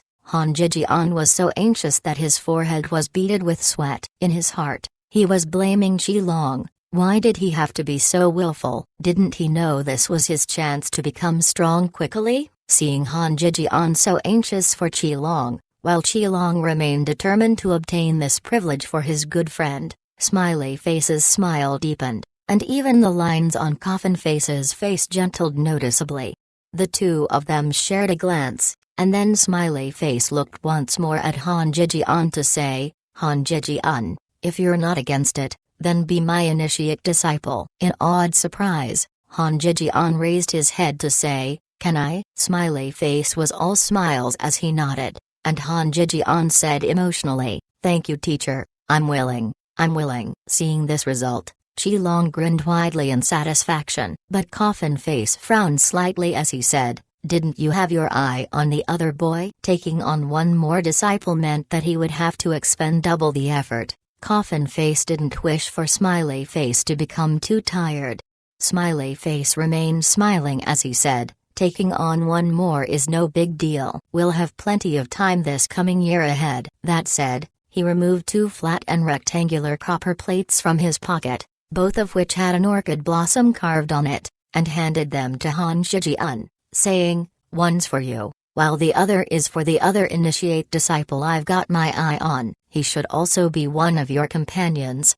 That boy who was fighting with Qilong in the morning." Hearing this, Qilong and Han Zhejian looked at each other in pleasant surprise, and said in unison, "Luo Lang." Smiley Face smiled and said, "Should be him." Han Zhejian did not hesitate, immediately contacting Luo Lang through his communicator, throwing down a brief "get here," and hanging up before Luo Lang could answer. Luo Lang, who had been in the midst of watching Ling Lan and Wu Jiang's match, came over, utterly confused. When Smiley Face repeated his intentions to take him on as an initiate disciple, Luo Lang likewise agreed without any hesitation, directly taking one of the copper plates from Han Zhejian's hands. This was a token representing the teacher's commitment. It could not be lost. Meanwhile, Qilong had received a silver dollar, but the image on it was that of a pine tree, hardy and strong, tasteful in its simplicity. Having gained satisfactory initiate disciples, Coffin Face and Smiley Face no longer had any thought of remaining in the combat hall. Bidding farewell to Qilong and the others, they left the combat hall after arranging a time and place for training. On the road, Smiley Face finally asked the question he had held back for so long. "Tai, what exactly does that Qilong have to cause you to be so excited, to even bring out that token which represents an official disciple?" "If I had the authority to accept true disciples, I'd even be willing to give a gold dollar," said Coffin Face seriously. "That boy Qilong, if I'm not mistaken, has awakened the sixth sense." Coffin Face's words shocked Smiley Face. "How can that be? Even we have only just touched on the edges of the sixth sense." "Perhaps this is an innate talent he was born with." Coffin Face could only explain it this way. The sixth sense was a miraculous ability, allowing one to sense danger and opportunity instinctually. Right now, the Federation already knew how to rely on extremely cruel torments to force trainees to gain this ability, but of course, the success rate was exceedingly low. Only those with resolute personalities who had been through countless battles could have the chance to obtain this, as they called it, ability from the realm of the gods. For instance, He and Smiley Face were part of the few lucky ones. This was also the first time he had seen it in a child. That unpolished natural ability was even stronger than that which they've obtained through external forces. Perhaps this was their chance to cultivate an ultimate warrior for their sect. Coffin Face had already decided that he would train Qilong well. He would not allow such an extraordinary talent to be lost within the masses. He also considered that if he couldn't teach Qilong well enough, then he would entrust Qilong to his honorable teacher for mentoring. If instructor number 1 from the learning space were here, his face would be filled with disdain upon hearing what Coffin Face had said. This was no sixth sense. It was, in fact, an awakened sensory talent, proper name perception, otherwise known as animal instinct, and was one of the lower average level talents. From this, we can see that the technology and its accompanying combat cultivation systems of the current world and the Mandora star system were light years apart, completely not of the same level. Meanwhile, after collecting their thoughts and feelings, Qilong, Han Jijian, and Luo Leng hurried back to Linglan's combat arena to watch her match. Linglan's match was the complete opposite of Qilong's, no intensity in sight. The two combatants were battling it out in terms of patience, both sides testing the other. Linglan knew very well where her problem lay. Killing people was no problem. Even if 10 more Wu Jiang appeared, she would be able to co-win them easily. However, to win without harming her opponent, or even just lightly wounding her opponent, was a great challenge for Linglan. After all the moves she had mastered were ultimate killing moves. The moves that she could take out for a formal match were just too limited. Translator's thoughts. Ruxinji, haha, flirting with the edges of the top 10. Nice. Whether we get up there or not, thank you all very much for the votes, and for reading and commenting. Some of your comments really make my day. 3. Here's one extra chapter for the week. Have a great weekend, ya all. Chapter 87, a new upset record. Of course, Linglan could also choose to fight by just reacting to the opponent's moves. However, the opponent chose to fight. That'd be how she'd break the move. Unfortunately, Wu Jiang was unwilling to play along with this plan of hers. In other words, Wu Jiang was determined not to take the initiative and attack but wanted Linglan to start attacking. As such, Linglan was currently having a headache. This was also why Qilong's side had already exchanged over 100 moves, but here on Linglan's end, only 10 or so tentative moves had been exchanged. In other words, a majority of the time was wasted by the two fighters just circling each other. However, whatever Linglan may lack, patience wasn't one of them. Even instructor number 1 had mentioned before that Linglan's patience was of an abnormal level, except when she herself did not wish to tolerate something. It could be predicted that this stalemate of theirs where they continued to circle around each other would continue indefinitely. This caused many of the spectating students to lose their patience, leaving in droves, while a majority of the teachers also shifted their gazes from Linglan to observe the situation at some of the other arenas. Within the mind space, Little Four had also become increasingly agitated at the current endless circling. Boss, aren't you dizzy at all? They've already circled for around 50 to 60 circles, right? I'm fine. No dizziness at all, Linglan replied, self-mockingly. She was rather helpless to do anything about the current situation. It should be noted that during several of her attacks, she had intentionally exposed some small openings, but unfortunately, Wu Jiang's patience and self-discipline were both excellent, actually managing to resist the temptation to attack. Boss, just KO him directly, urged Little Four. His boss could obviously finish this with just the tip of a finger. Why did she have to make things so complicated? Little Four really didn't understand what Linglan was worrying about. KO directly. If only it were that easy. Linglan threw an angry glare at Little Four, telling him to stop making this sort of useless suggestion. Linglan's distrust made Little Four very angry. His little cheeks immediately puffed up in anger, and his lips were puckered tightly in a deep pout. Huffily, he said, Boss, why do you need to fight at his pace? Won't you be able to hit him if you just move faster? Little Four knew Linglan's abilities very well. Her attack speed could go even higher, so if she just raised it by a notch, This detestable punk before her would definitely be unable to dodge. Ling Lan was stunned for a moment, but then started chuckling wryly. She found that she had really wedged herself into a box. Why did she have to target the opponent's weakness to attack? True, she possessed the ability to see the opponent's weakness with one look, allowing her to find the opponent's fatal weakness in the moment of the other's attack to defeat them. But that's not all she possessed. She still had her own strength, speed, and reflexes that were superior to the average person's. It was entirely possible for her to rely on these other things to steamroll her opponent. This was the true display of strength. Little Four, you're really my good little brother. Thanks. Ling Lan, who had resolved her dilemma, bestowed a wide smile upon Little Four, warm like the sun in winter, so warm that Little Four's little heart began pounding wildly, as he basked in this warmth that made people never want to leave. Little Four felt as if his entire being was suffused with warmth, his puffed-up little cheeks deflated, and the corner of his lips twitched upwards involuntarily. Her problem solved, Ling Lan did not hesitate to go out at full speed, and with a quick stomp of her feet, she used the force of the spring to dash towards Wu Jiang on the opposite side. At the same time, her fisted right hand punched out fiercely at the opponent. Wu Jiang was startled by this series of actions, but it was just a momentary lapse. He quickly raised up both his hands into a blocking stance, preparing himself to block this powerful hit of Ling Lan's. Internally, Wu Jiang was very surprised and confused, because this attack sequence had already been used by Ling Lan at the start of the match, and he had blocked it perfectly then, an attack method that had already proven to be useless. Why did Ling Lan want to use it again? Wu Jiang couldn't figure it out, but he very quickly found out why. The same block, the same stance, the same speed. Expecting that he would be able to block it perfectly the same way, Wu Jiang was shocked to find that the fist heading straight for him suddenly, just when it was about 30 centimeters from his face, disappeared.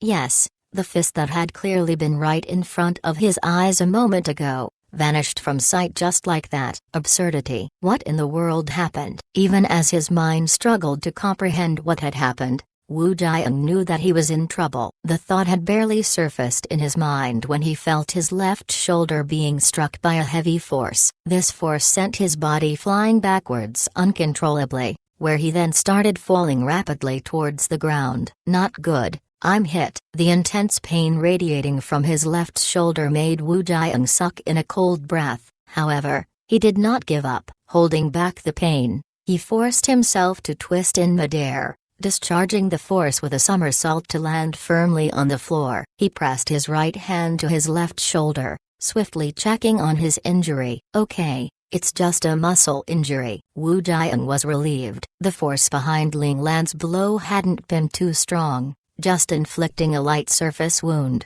which wouldn't affect him in his following fights. However, Wu Jiang only had time to rejoice for a moment. Right after he confirmed that he had only received a light wound, Ling Lan's next attack had arrived. This time, I must be able to see the attack. Wu Jiang was not convinced by that last strike. He thought that his miss was because he had let down his guard a little. After all, he had managed to defend perfectly against that attack several times in the 10 moves or so before it. He did not believe that he would make the same mistake again this time with his full focus engaged. But reality stunned Wu Jiang. This time, he not only did not see Ling Lan's attack movement, even Ling Lan himself disappeared from his sight. He saw it well, at about a distance of 3 meters away from him. Ling Lan's entire body suddenly disappeared. God damn it! Could it be that Ling Lan could also turn invisible? Wu Jiang couldn't help but curse internally. Of course, he knew this was impossible, and the reality was that Ling Lan's speed was too fast for his eyes to keep up with. Was this really possible? The few students who were still watching Ling Lan and Wu Jiang's match couldn't help but also yell out in shock at this time, because, just like with Wu Jiang, Ling Lan had disappeared from their view. Of course, they could see much better. The split second after Ling Lan disappeared, he reappeared right in front of Wu Jiang, but because he was in a crouch, Wu Jiang did not see Ling Lan below him. Qilong was so excited that his entire body was trembling. He clutched at Han Jijian's hand and said, "Heavens, boss has become stronger again. This speed.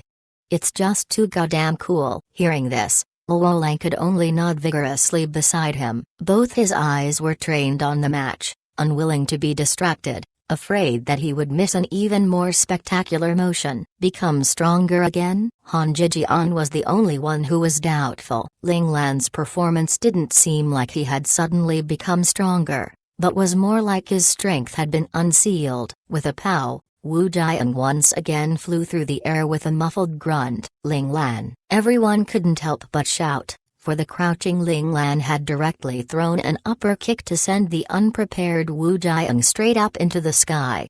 The explosive strength from the legs was much stronger than strength from the arms, and this time, Wu Jian was hit on his right shoulder. This time, it was no longer just a surface injury. After the initial sharp pain, Wu Jian could only feel an expanse of numbness in his right shoulder. He could not feel his entire right arm anymore. Cold sweat broke out over his entire body. What was the condition of his right shoulder? Had his bones been shattered by the kick? Although the Federation had developed regenerative healing fluid, which could speed up the recovery process of wounds, shattered bones were not so easily fixed. An injury like that in the wrong place could affect him for life. This kick of Ling Lan had looked fierce, but she had actually controlled her strength so that she would not cause long-lasting damage to Wu Jian. Although she couldn't be certain that there wouldn't be any fractures in the bones, there would definitely be no serious injury such as breaks or shattering of the bones. Pow, pow, pow. Ling Lan's attack didn't stop there. 3 consecutive meetings between fist and flesh. The airborne Ling Lan no longer gave Wu Jian any chance of retaliating, directly striking him out of the arena perimeters to fall below the stage. Then, she landed firmly on the arena stage, gaze impassive as she waited for the referee's final declaration. Perhaps Ling Lan's attack speed had been too quick, or perhaps Ling Lan and Wu Jian had dithered for too long in the early stages of the fight. Whatever the case, the referee teacher responsible for the match actually froze in shock for a full 30 seconds.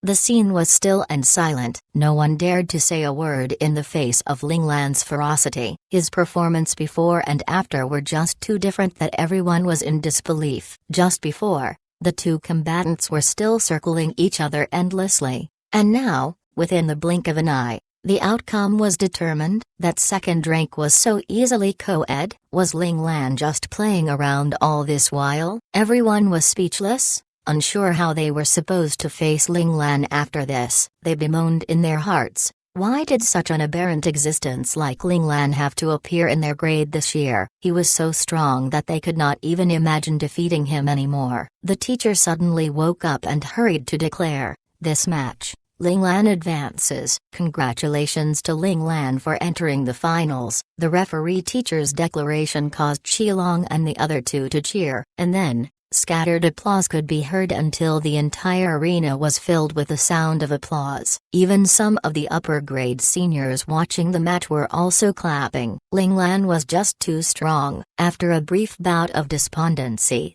the first grade children were all convinced by Ling Lan's strength. The ideology of survival of the fittest made them acknowledge Ling Lan's supremacy.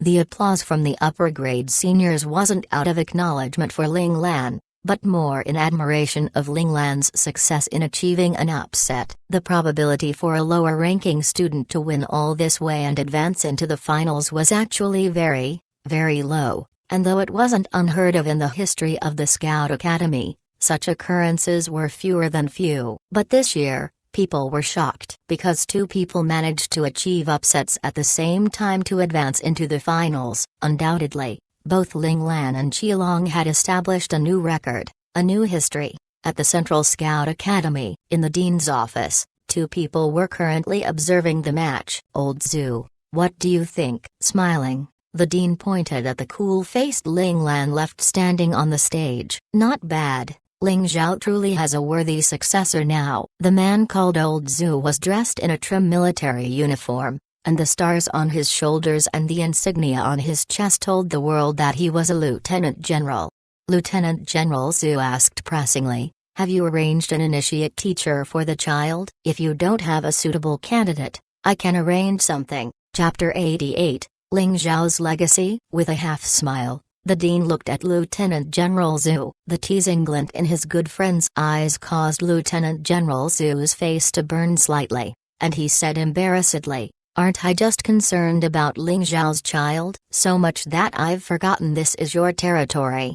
How could you not have made arrangements? I've worried for nothing. Being concerned for Ling Zhao's child is a good thing. How about this? Why don't you pass me the thing that Ling Zhao left in your care?" The dean's smile was even deeper than before. Lieutenant General Zhu didn't even have to think about it, refusing immediately. "No way. The item that Ling Zhao left with me before he was deployed may very well be the secret behind his ascension to God-class operator. It belongs to the Federation, and to our military." The dean's smile disappeared. "Ling Zhao left me a message that that item is to be left for his child." "Old Zhu, don't cross the line. Ling Zhao sacrificed his life for the Federation. We cannot wrong him, and wrong his child." Lieutenant General Zhu's expression turned a little ugly, and he said heavily, "That's why I've been spending so much effort to protect this child, even raising his secrecy level, and finally sending him into your care. Besides,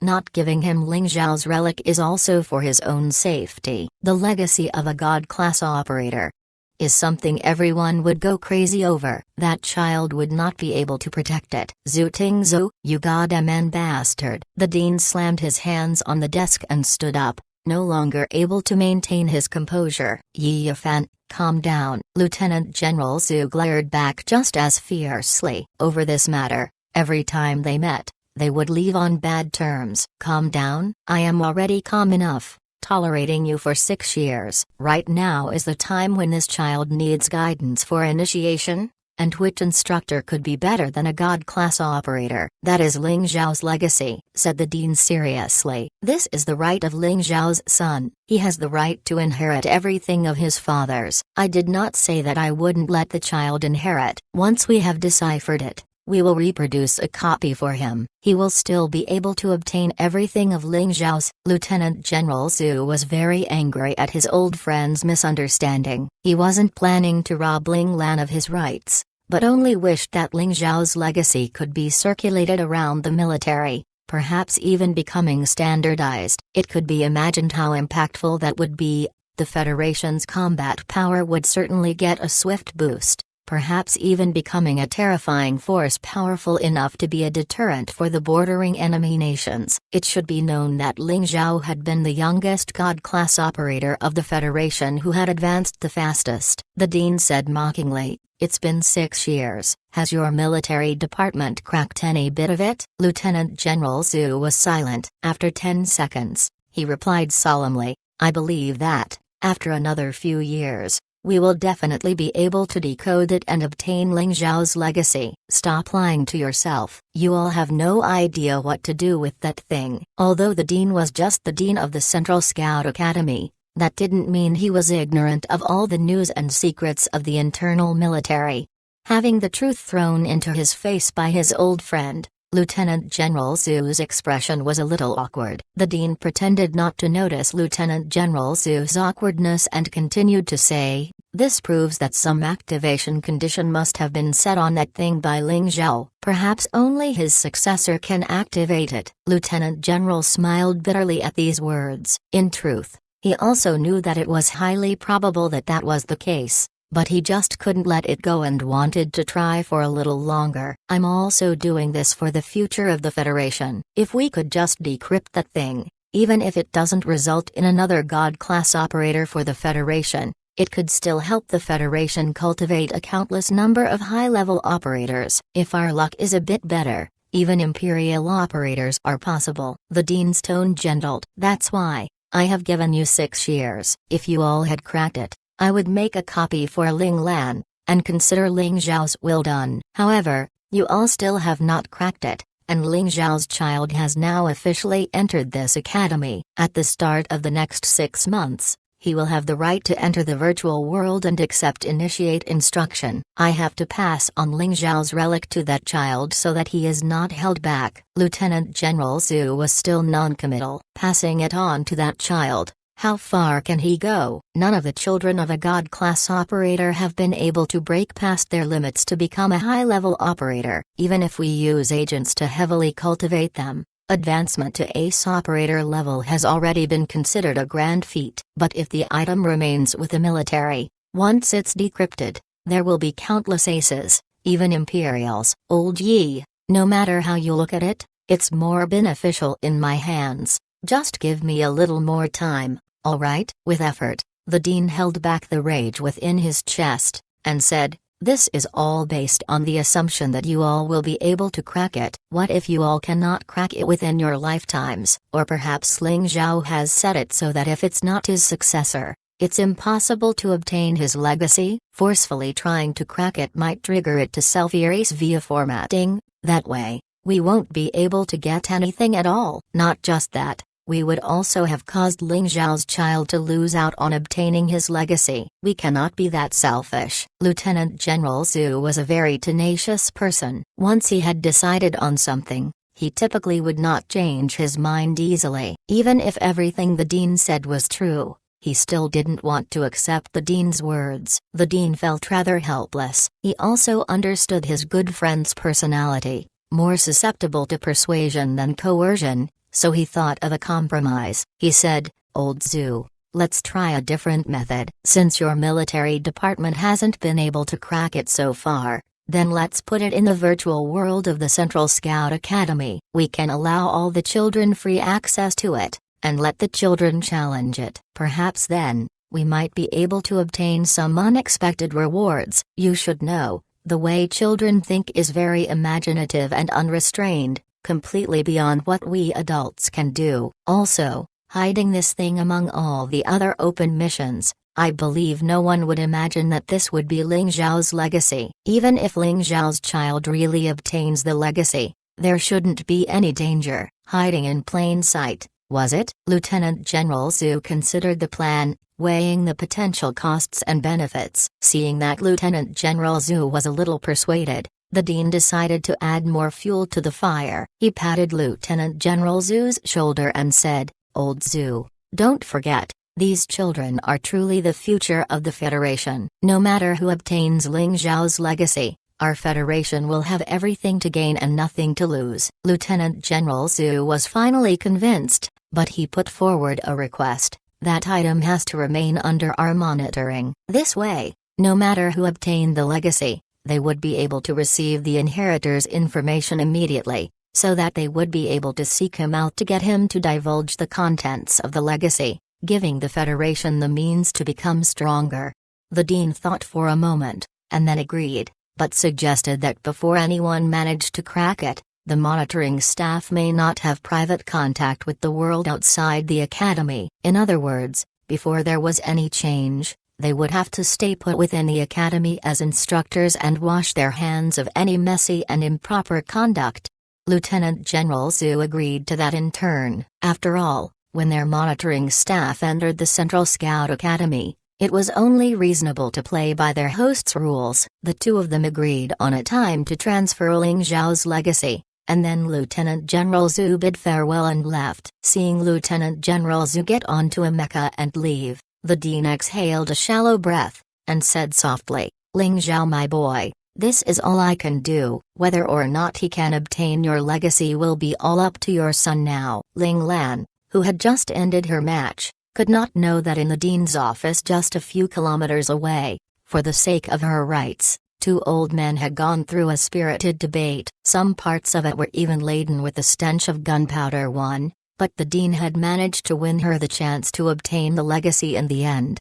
Ling Lan got off the arena stage and was immediately surrounded by Qilong and the other two. Qilong in fact had just pounced, but was kicked away by the conservative Ling Lan. She was still a virgin, a maiden, okay? How could she just let any man hug her so easily? As Wu Jiang's injury was a little severe, he had to lie down in a recovery healing pod for a length of time, so the third and fourth ranked determination battle would be delayed by half an hour. Meanwhile, Ling Lan and Qilong's match would be held after Wu Jiang and Li Yingji's match. Ling Lan's group of four was just about to go to the side to rest when, after taking just a few steps, Ling Lan felt that familiar tyrannical suction coming from the learning space. Damn it, here we go again. Cold sweat poured from Ling Lan's forehead as she fought desperately against that suction force. Right now, she was a little confused. Why would this awareness-sucking phenomenon of the learning space appear randomly in the light of day? Previously, it had always only happened when she was about to go to bed at night. Ling Lan knew she couldn't hold on for too long, so she tugged on Qilong's arm and said, "Qilong, I'm not feeling so well. Quick, help me to a recovery pod." Due to her strong resistance against the suction, Ling Lan's face was extremely pale, causing Qilong and the others to become very worried.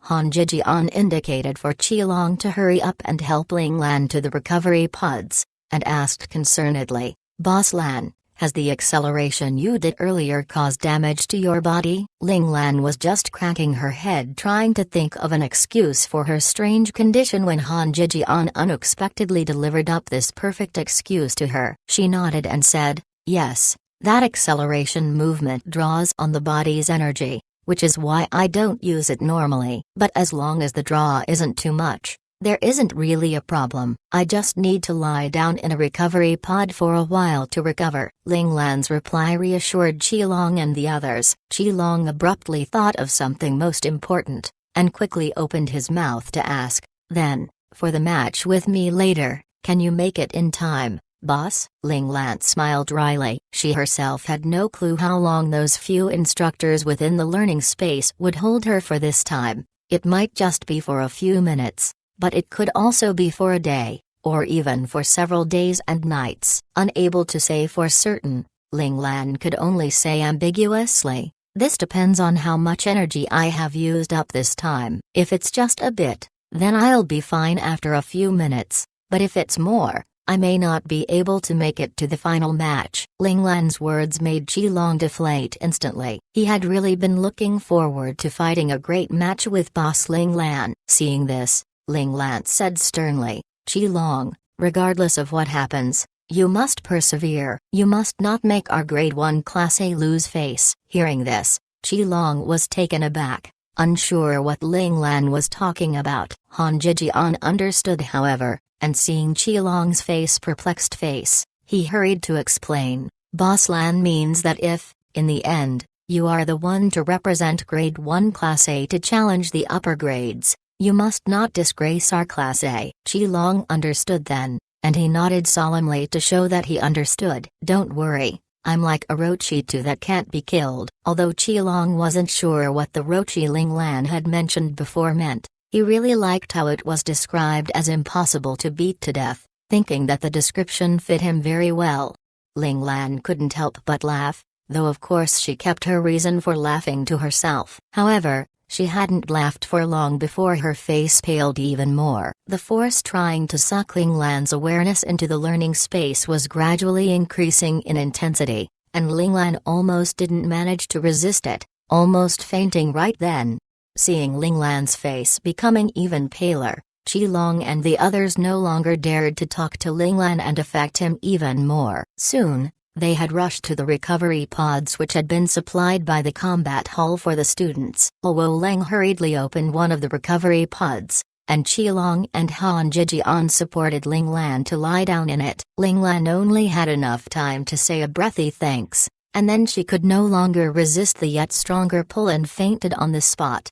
Qilong saw Ling Lan close his eyes and enter a deep sleep, and then they slowly closed the recovery pod. Seeing the healing fluid envelop Ling Lan, their faces were writ with worry, but for now, all they could do was watch over him. There was nothing they could do to help Ling Lan but wait for him to recover. They only hoped that this time would go by faster. However, in the end, Ling Lan did not wake up in time, and so was absent for the final match. This was equal to a loss by forfeit. Qilong became the grade 1 Class A1 street rank, and also received the right to challenge the upper grade Class A top rank. This was the cross-grade challenge tournament that all the students were excited about. The cross-grade challenge tournament would begin tomorrow. Within the combat hall, there would be only one arena. The lowest grade would keep challenging upwards until he lost. Of course, he could also keep winning until he reached the final match, successfully claiming the peak to become the True Scout Academy number 1.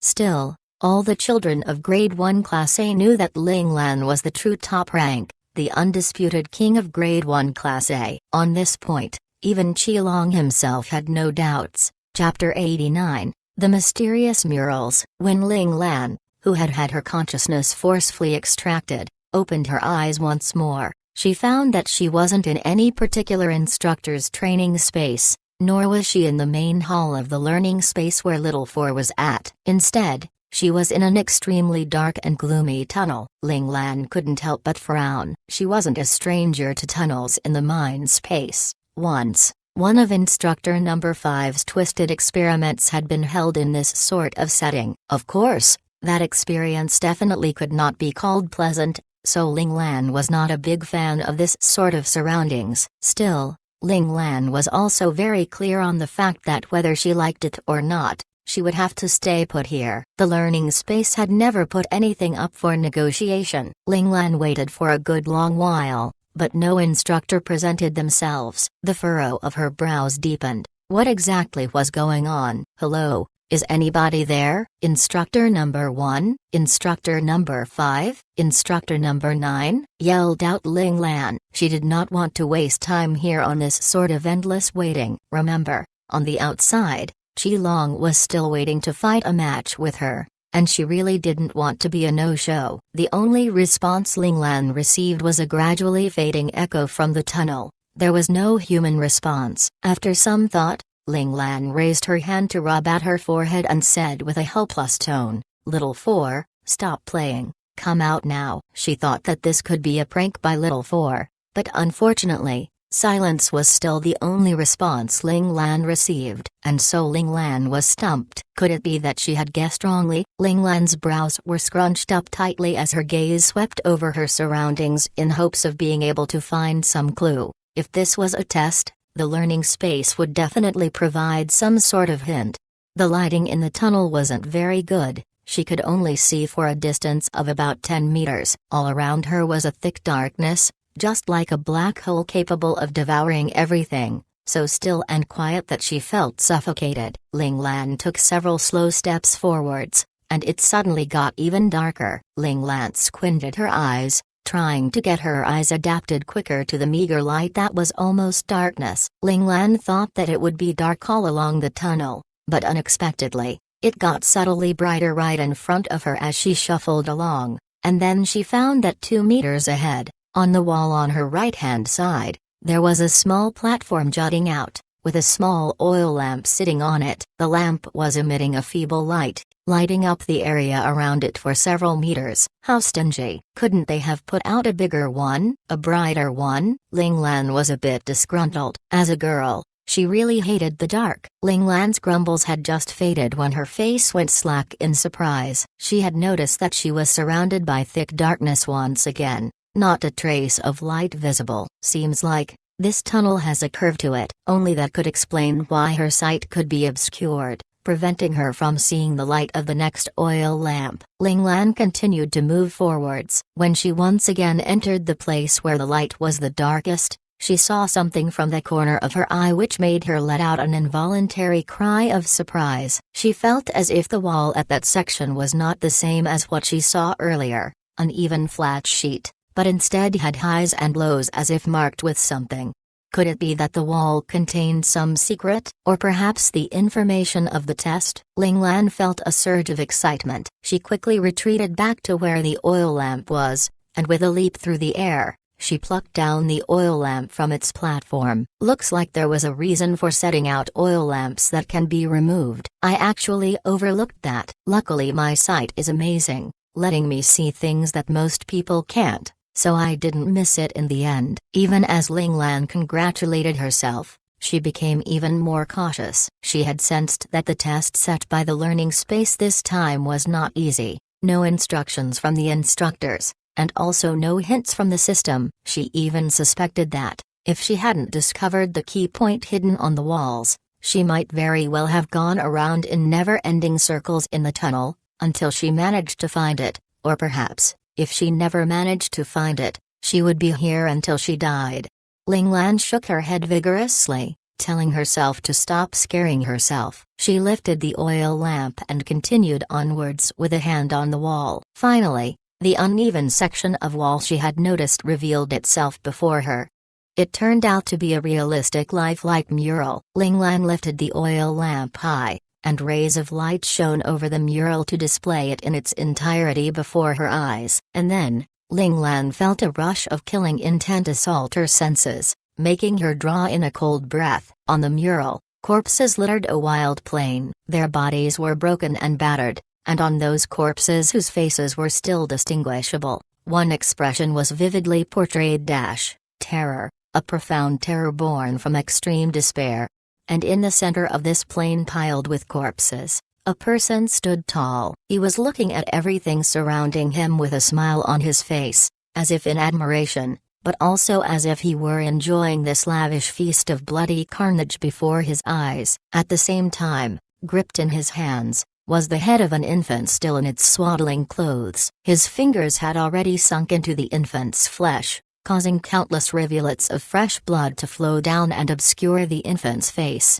Ling Lan felt a chill penetrate her heart. She could clearly sense the emotions of the ruthless killer in the image. There was no frenzy, nor was there any distortion in his rationality. Instead, there was a sort of extreme calm. He was thoroughly enjoying all of this. Killing people was just another game. There was no semblance of humanity within him. Could this person still be considered human? Ling Lan held back her discomfort and continued to walk. After another 10 meters or so, another mural appeared. It was completely different from the previous one. This time, the image was packed with a horde of live people. They were prostrated on the ground, with quite a few of them looking up towards somewhere high above. Although the expressions on their slanted faces were all different, there was one point they all had in common: their eyes were all filled with a zealous reverence, and their focus was at the highest point of the mural. A human being, fashioned like a deity, was holding on to a staff,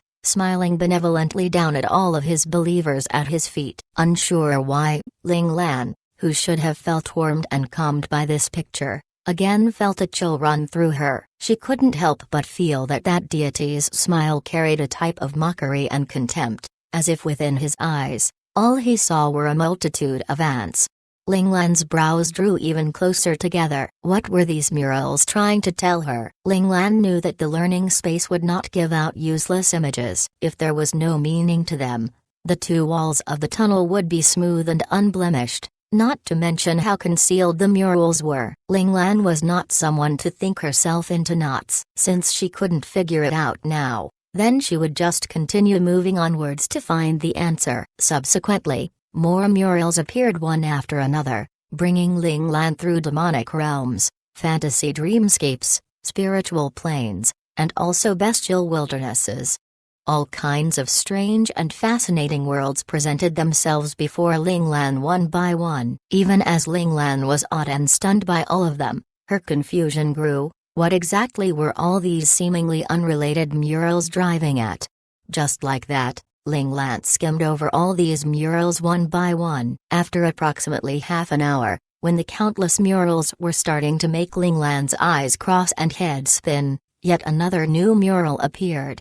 This time, Ling Lan found her steps stopping as she exclaimed loudly in surprise because this mural was completely different from any of the others she had seen previously. It was not depicting the story of any gods or demons, but chronicled the life of a regular human being. Indeed, it was a long mural split into 6 panels, and though the images on the 6 panels were different, they all featured the same protagonist.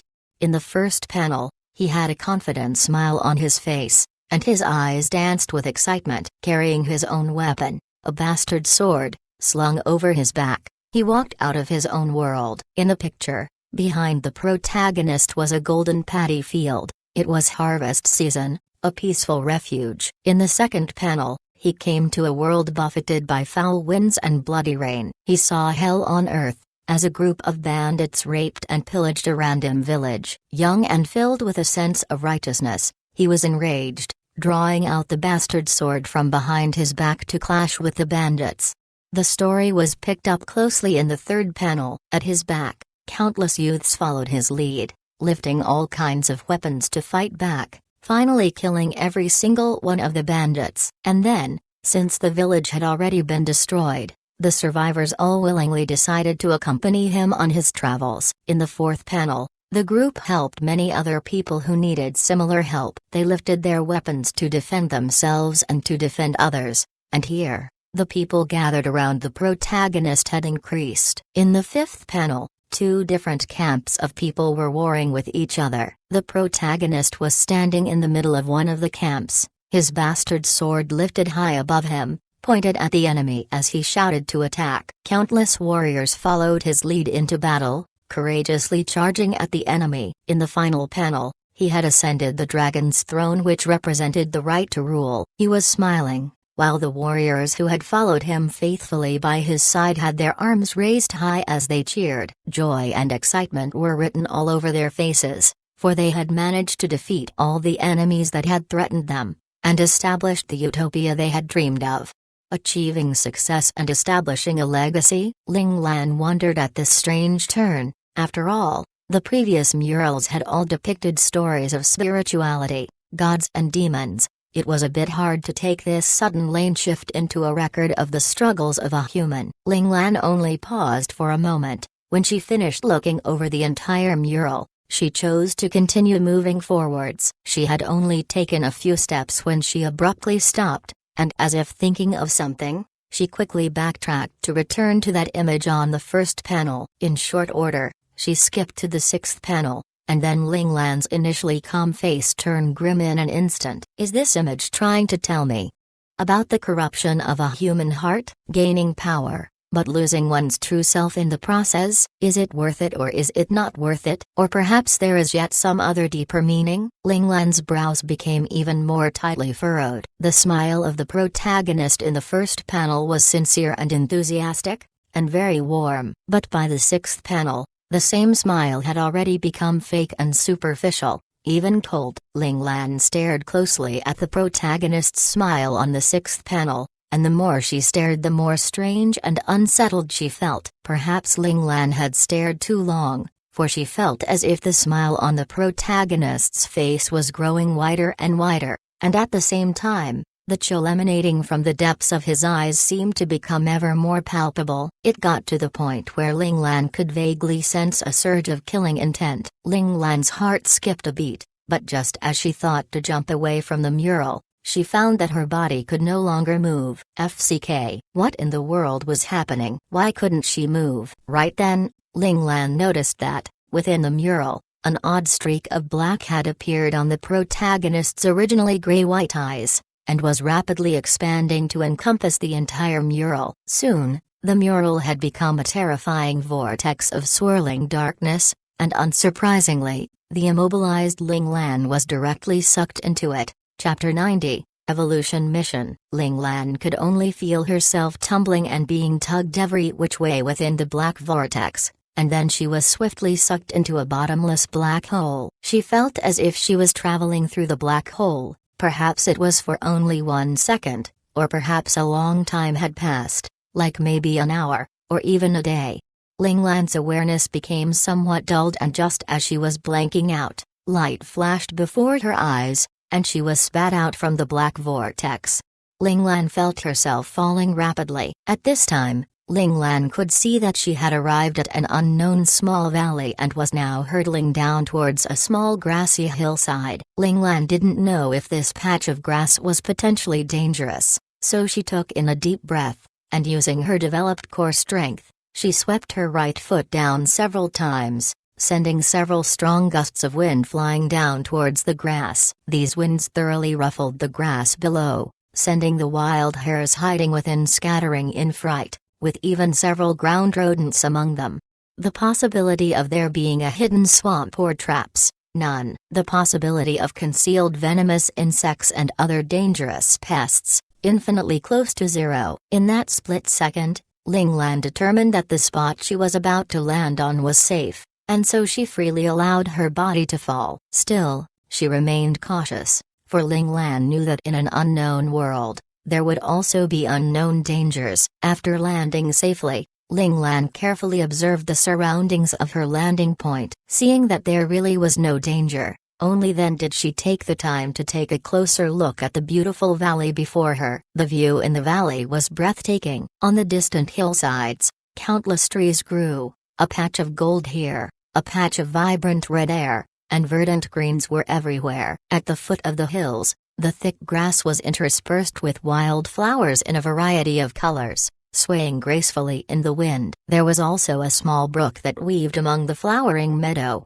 concealed by the surroundings in some parts while clearly displayed in others. Like this, it had a sort of bashful beauty, a somewhat elusive quality about it. But nearer to her side, the brook suddenly widened considerably, becoming a small river which was neither too deep nor too shallow, and there were even some palm-sized fish frolicking within it. On the river bank, clusters of multicolored wild flowers were scattered across the ground, and as the river water flowed over cobblestones of varying hues, the beauty of the flowers entwined with the radiance of the shimmering water, the splendor of each enhancing the other. Just like that, her eyes were treated to an idyllic portrait of a fairy tale land, giving Ling Lan the mistaken impression that she had returned to the earth of her previous life.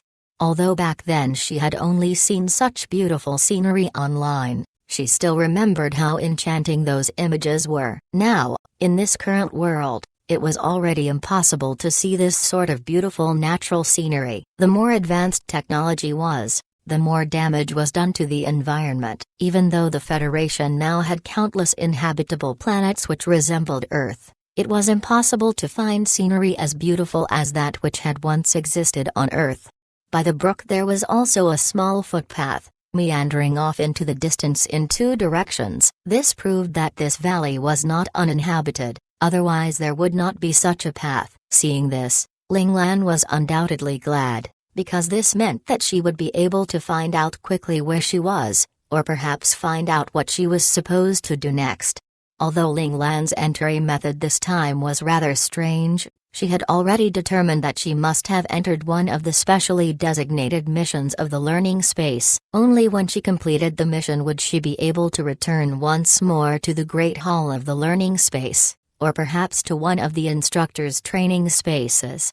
In fact, Ling Lan was very suspicious. This hintless setup, where one had to rely solely on one's own ability in a wild goose chase, was very much like something the insane instructor number 5 would cook up. Only he would do such an irresponsible thing, throwing her into the mission realm without any notice. If it were number 1 or number 9, they would definitely meet up with her first to give her some guidelines. Of course, this was all just Ling Lan's speculation and could not be confirmed. She would have to first finish this mission and return before she could find out for sure. So, the first thing Ling Lan needed to do was find out what her mission was this time, otherwise she wouldn't be able to take the next step. This was currently Ling Lan's biggest problem. It wasn't like before, when the instructors would explain the mission, or when the system would announce the parameters. This time, it was clear that she had to rely on her own investigation and judgment. Were those murals a hint for part of the mission? For some reason, Ling Lan just could not put those murals out of her mind. There was just something about them that made her think that they were a key point, but in what way exactly, Ling Lan just could not say.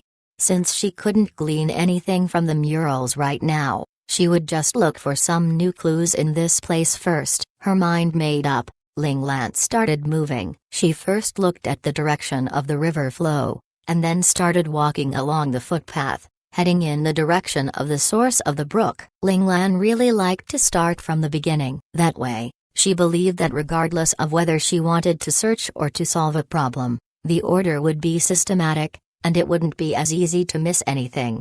Just like that, Ling Lan slowly followed the path to wind up those little slopes. She ascended step by step, and after about 30 minutes, when Ling Lan turned a corner along the footpath, she saw a large mountain in the near distance. At a glance, she could see that the path would end abruptly before that mountain. This way should be a dead end. If she wanted to save time, Ling Lan should just turn back now, and search for clues in the other direction. Brows furrowed, Ling Lan looked towards the mountain, considering whether she should just turn back here. Ling Lan, you must remember, there is no such thing as almost in the study of physical skills, and there are definitely no shortcuts. Through hard training, knowing means mastering everything. If not everything is mastered, then it means you do not know. There are only these two categories, no other. Instructor number 9's clear voice suddenly rang out in Ling Lan's mind in recollection. Back then, when she was still learning the foundational physical skills, Instructor number 9 had asked her whether she knew them yet. Being cautious, Ling Lan had replied by saying that she almost knew them. This answer caused Instructor number 9 to give her a good long lecture, warning her that she should make sure everything she does is really at 100% before thinking of her next step. 100% confirmation, is it? Ling Lan scratched her head and released a quiet sigh, giving up on the notion of heading back. There shouldn't be a time limit for this mission. In that case, she might as well run to the end and see. Ling Lan knew that if she didn't take the effort to make sure, she would not be at ease. Ling Lan continued onwards towards the towering mountain, and after approximately half an hour, Ling Lan finally arrived at the base of the mountain. This mountain had a curve to it, curving inwards and causing an oval plot of flat ground to appear before it. On the plot of land were many trees of varying heights and sizes. Some of the trees were incomparably thick, having already grown here for who knows how many centuries, perhaps even millenniums. Meanwhile, it had only taken one glance for Ling Lan's eyes to light up, because she had noticed an almost imperceptibly small path winding into the forest. This was all thanks to number 1, who had previously made her stay in a primordial deep forest for several months, leading her to learn how to find those very well hidden yet safe paths, no matter if they were created by wild beasts or herself. The corners of Ling Lan's lips worked up into a smile. So it was true that 100% confirmation was needed for anything. Otherwise too many chances would have easily slipped by unnoticed. With a light heart, Ling Lan stepped into the woods. Following that concealed pathway, she walked past this short 30 meters of forested land, and what met her sight was a tiny fissure, so small that it could have been missed, right at the bottom section of the mountain. This fissure was so thin and narrow that it would have been unnoticeable from a distance. Even at a closer distance, without going through those tall, imposing trees blocking her line of sight, it would have been impossible to see it. A strand of sky one, was it? It truly was extremely concealed. The trick with the line of sight, along with the trap of habitual thinking, would easily cause most people to overlook it. Ling Lan herself had almost given up halfway through, but luckily she had remembered Instructor number 9's teachings, which had made her persist in her efforts. Ling Lan felt a stirring of emotion. Perhaps the hint she needed would be inside this place, or perhaps the answer. Ling Lan slowly approached the fissure. Sure enough, it was a strand of sky. The fissure would only allow a person of average build to pass through it. If someone a little plumper would like to go through, they would probably have to make some special preparations before they could do so. Of course, for Ling Lan, there was no problem at all. Ling Lan's spiritual appearance was currently that of a 6-year-old child. At the very beginning, when Ling Lan had first entered the learning space, Ling Lan's spiritual self had yet to merge completely with her current body, so her spiritual avatar had looked like her old self from the previous world for a period of time. But after that, as she grew older and the merge completed successfully, Ling Lan's spiritual avatar had slowly matched up with her outer appearance, so she now looked exactly the same inside the learning space as she did in the outside world. Ling Lan successfully went through the strand of sky, and unexpectedly, there was another valley within the valley. The first thing she saw was a large lake. It was likely that this lake was the source of the little stream she had followed along the way here, while the water's source for the lake must be the snowmelt coming from the surrounding mountains reaching up to the sky. Ling Lan skirted the edges of the lake, which was emitting wisps of cold air, and continued following the path. After walking for another 2 to 3 minutes, an expanse of glinting gold came into view, causing Ling Lan to squint involuntarily. This was a large paddy field, which could be described as stretching as far as the eye could see. When the wind of the valley swept by, a golden wave would roll through the field. Right now was the harvest season of the valley, and Ling Lan had the sudden urge to rush into the fields and gather up all that bountiful grain. The commoner mentality of her previous world was acting up again, influencing her thoughts and emotions. Ling Lan couldn't help but chuckle at herself. Just as Ling Lan was about to continue moving on, a thought flashed through her mind. She recalled the mural that had caused her to be sucked into the black hole. In the first panel of that mural, wasn't there a paddy field just like this? Could it be that she was now within the world on that mural? This was actually highly probable. Since she had been sucked in by that mural, then it would make complete sense for her to have entered its world. If this deduction was correct, Ling Lan would have to think, what exactly did the learning space want her to do by sending her into this world? Thinking back on the protagonist's smile in that first panel and in the final panel, about how the two smiles appeared so similar yet conveyed such different meaning, Ling Lan felt as if she were on the edge of an epiphany. Did her mission have something to do with those smiles? Ling Lan had just thought of this when a mechanical voice rang out from the skies of the valley above her. Congratulations, you have identified the vital clue. Now assigning the learning space's exclusive mission, seek out your correct evolution pathway.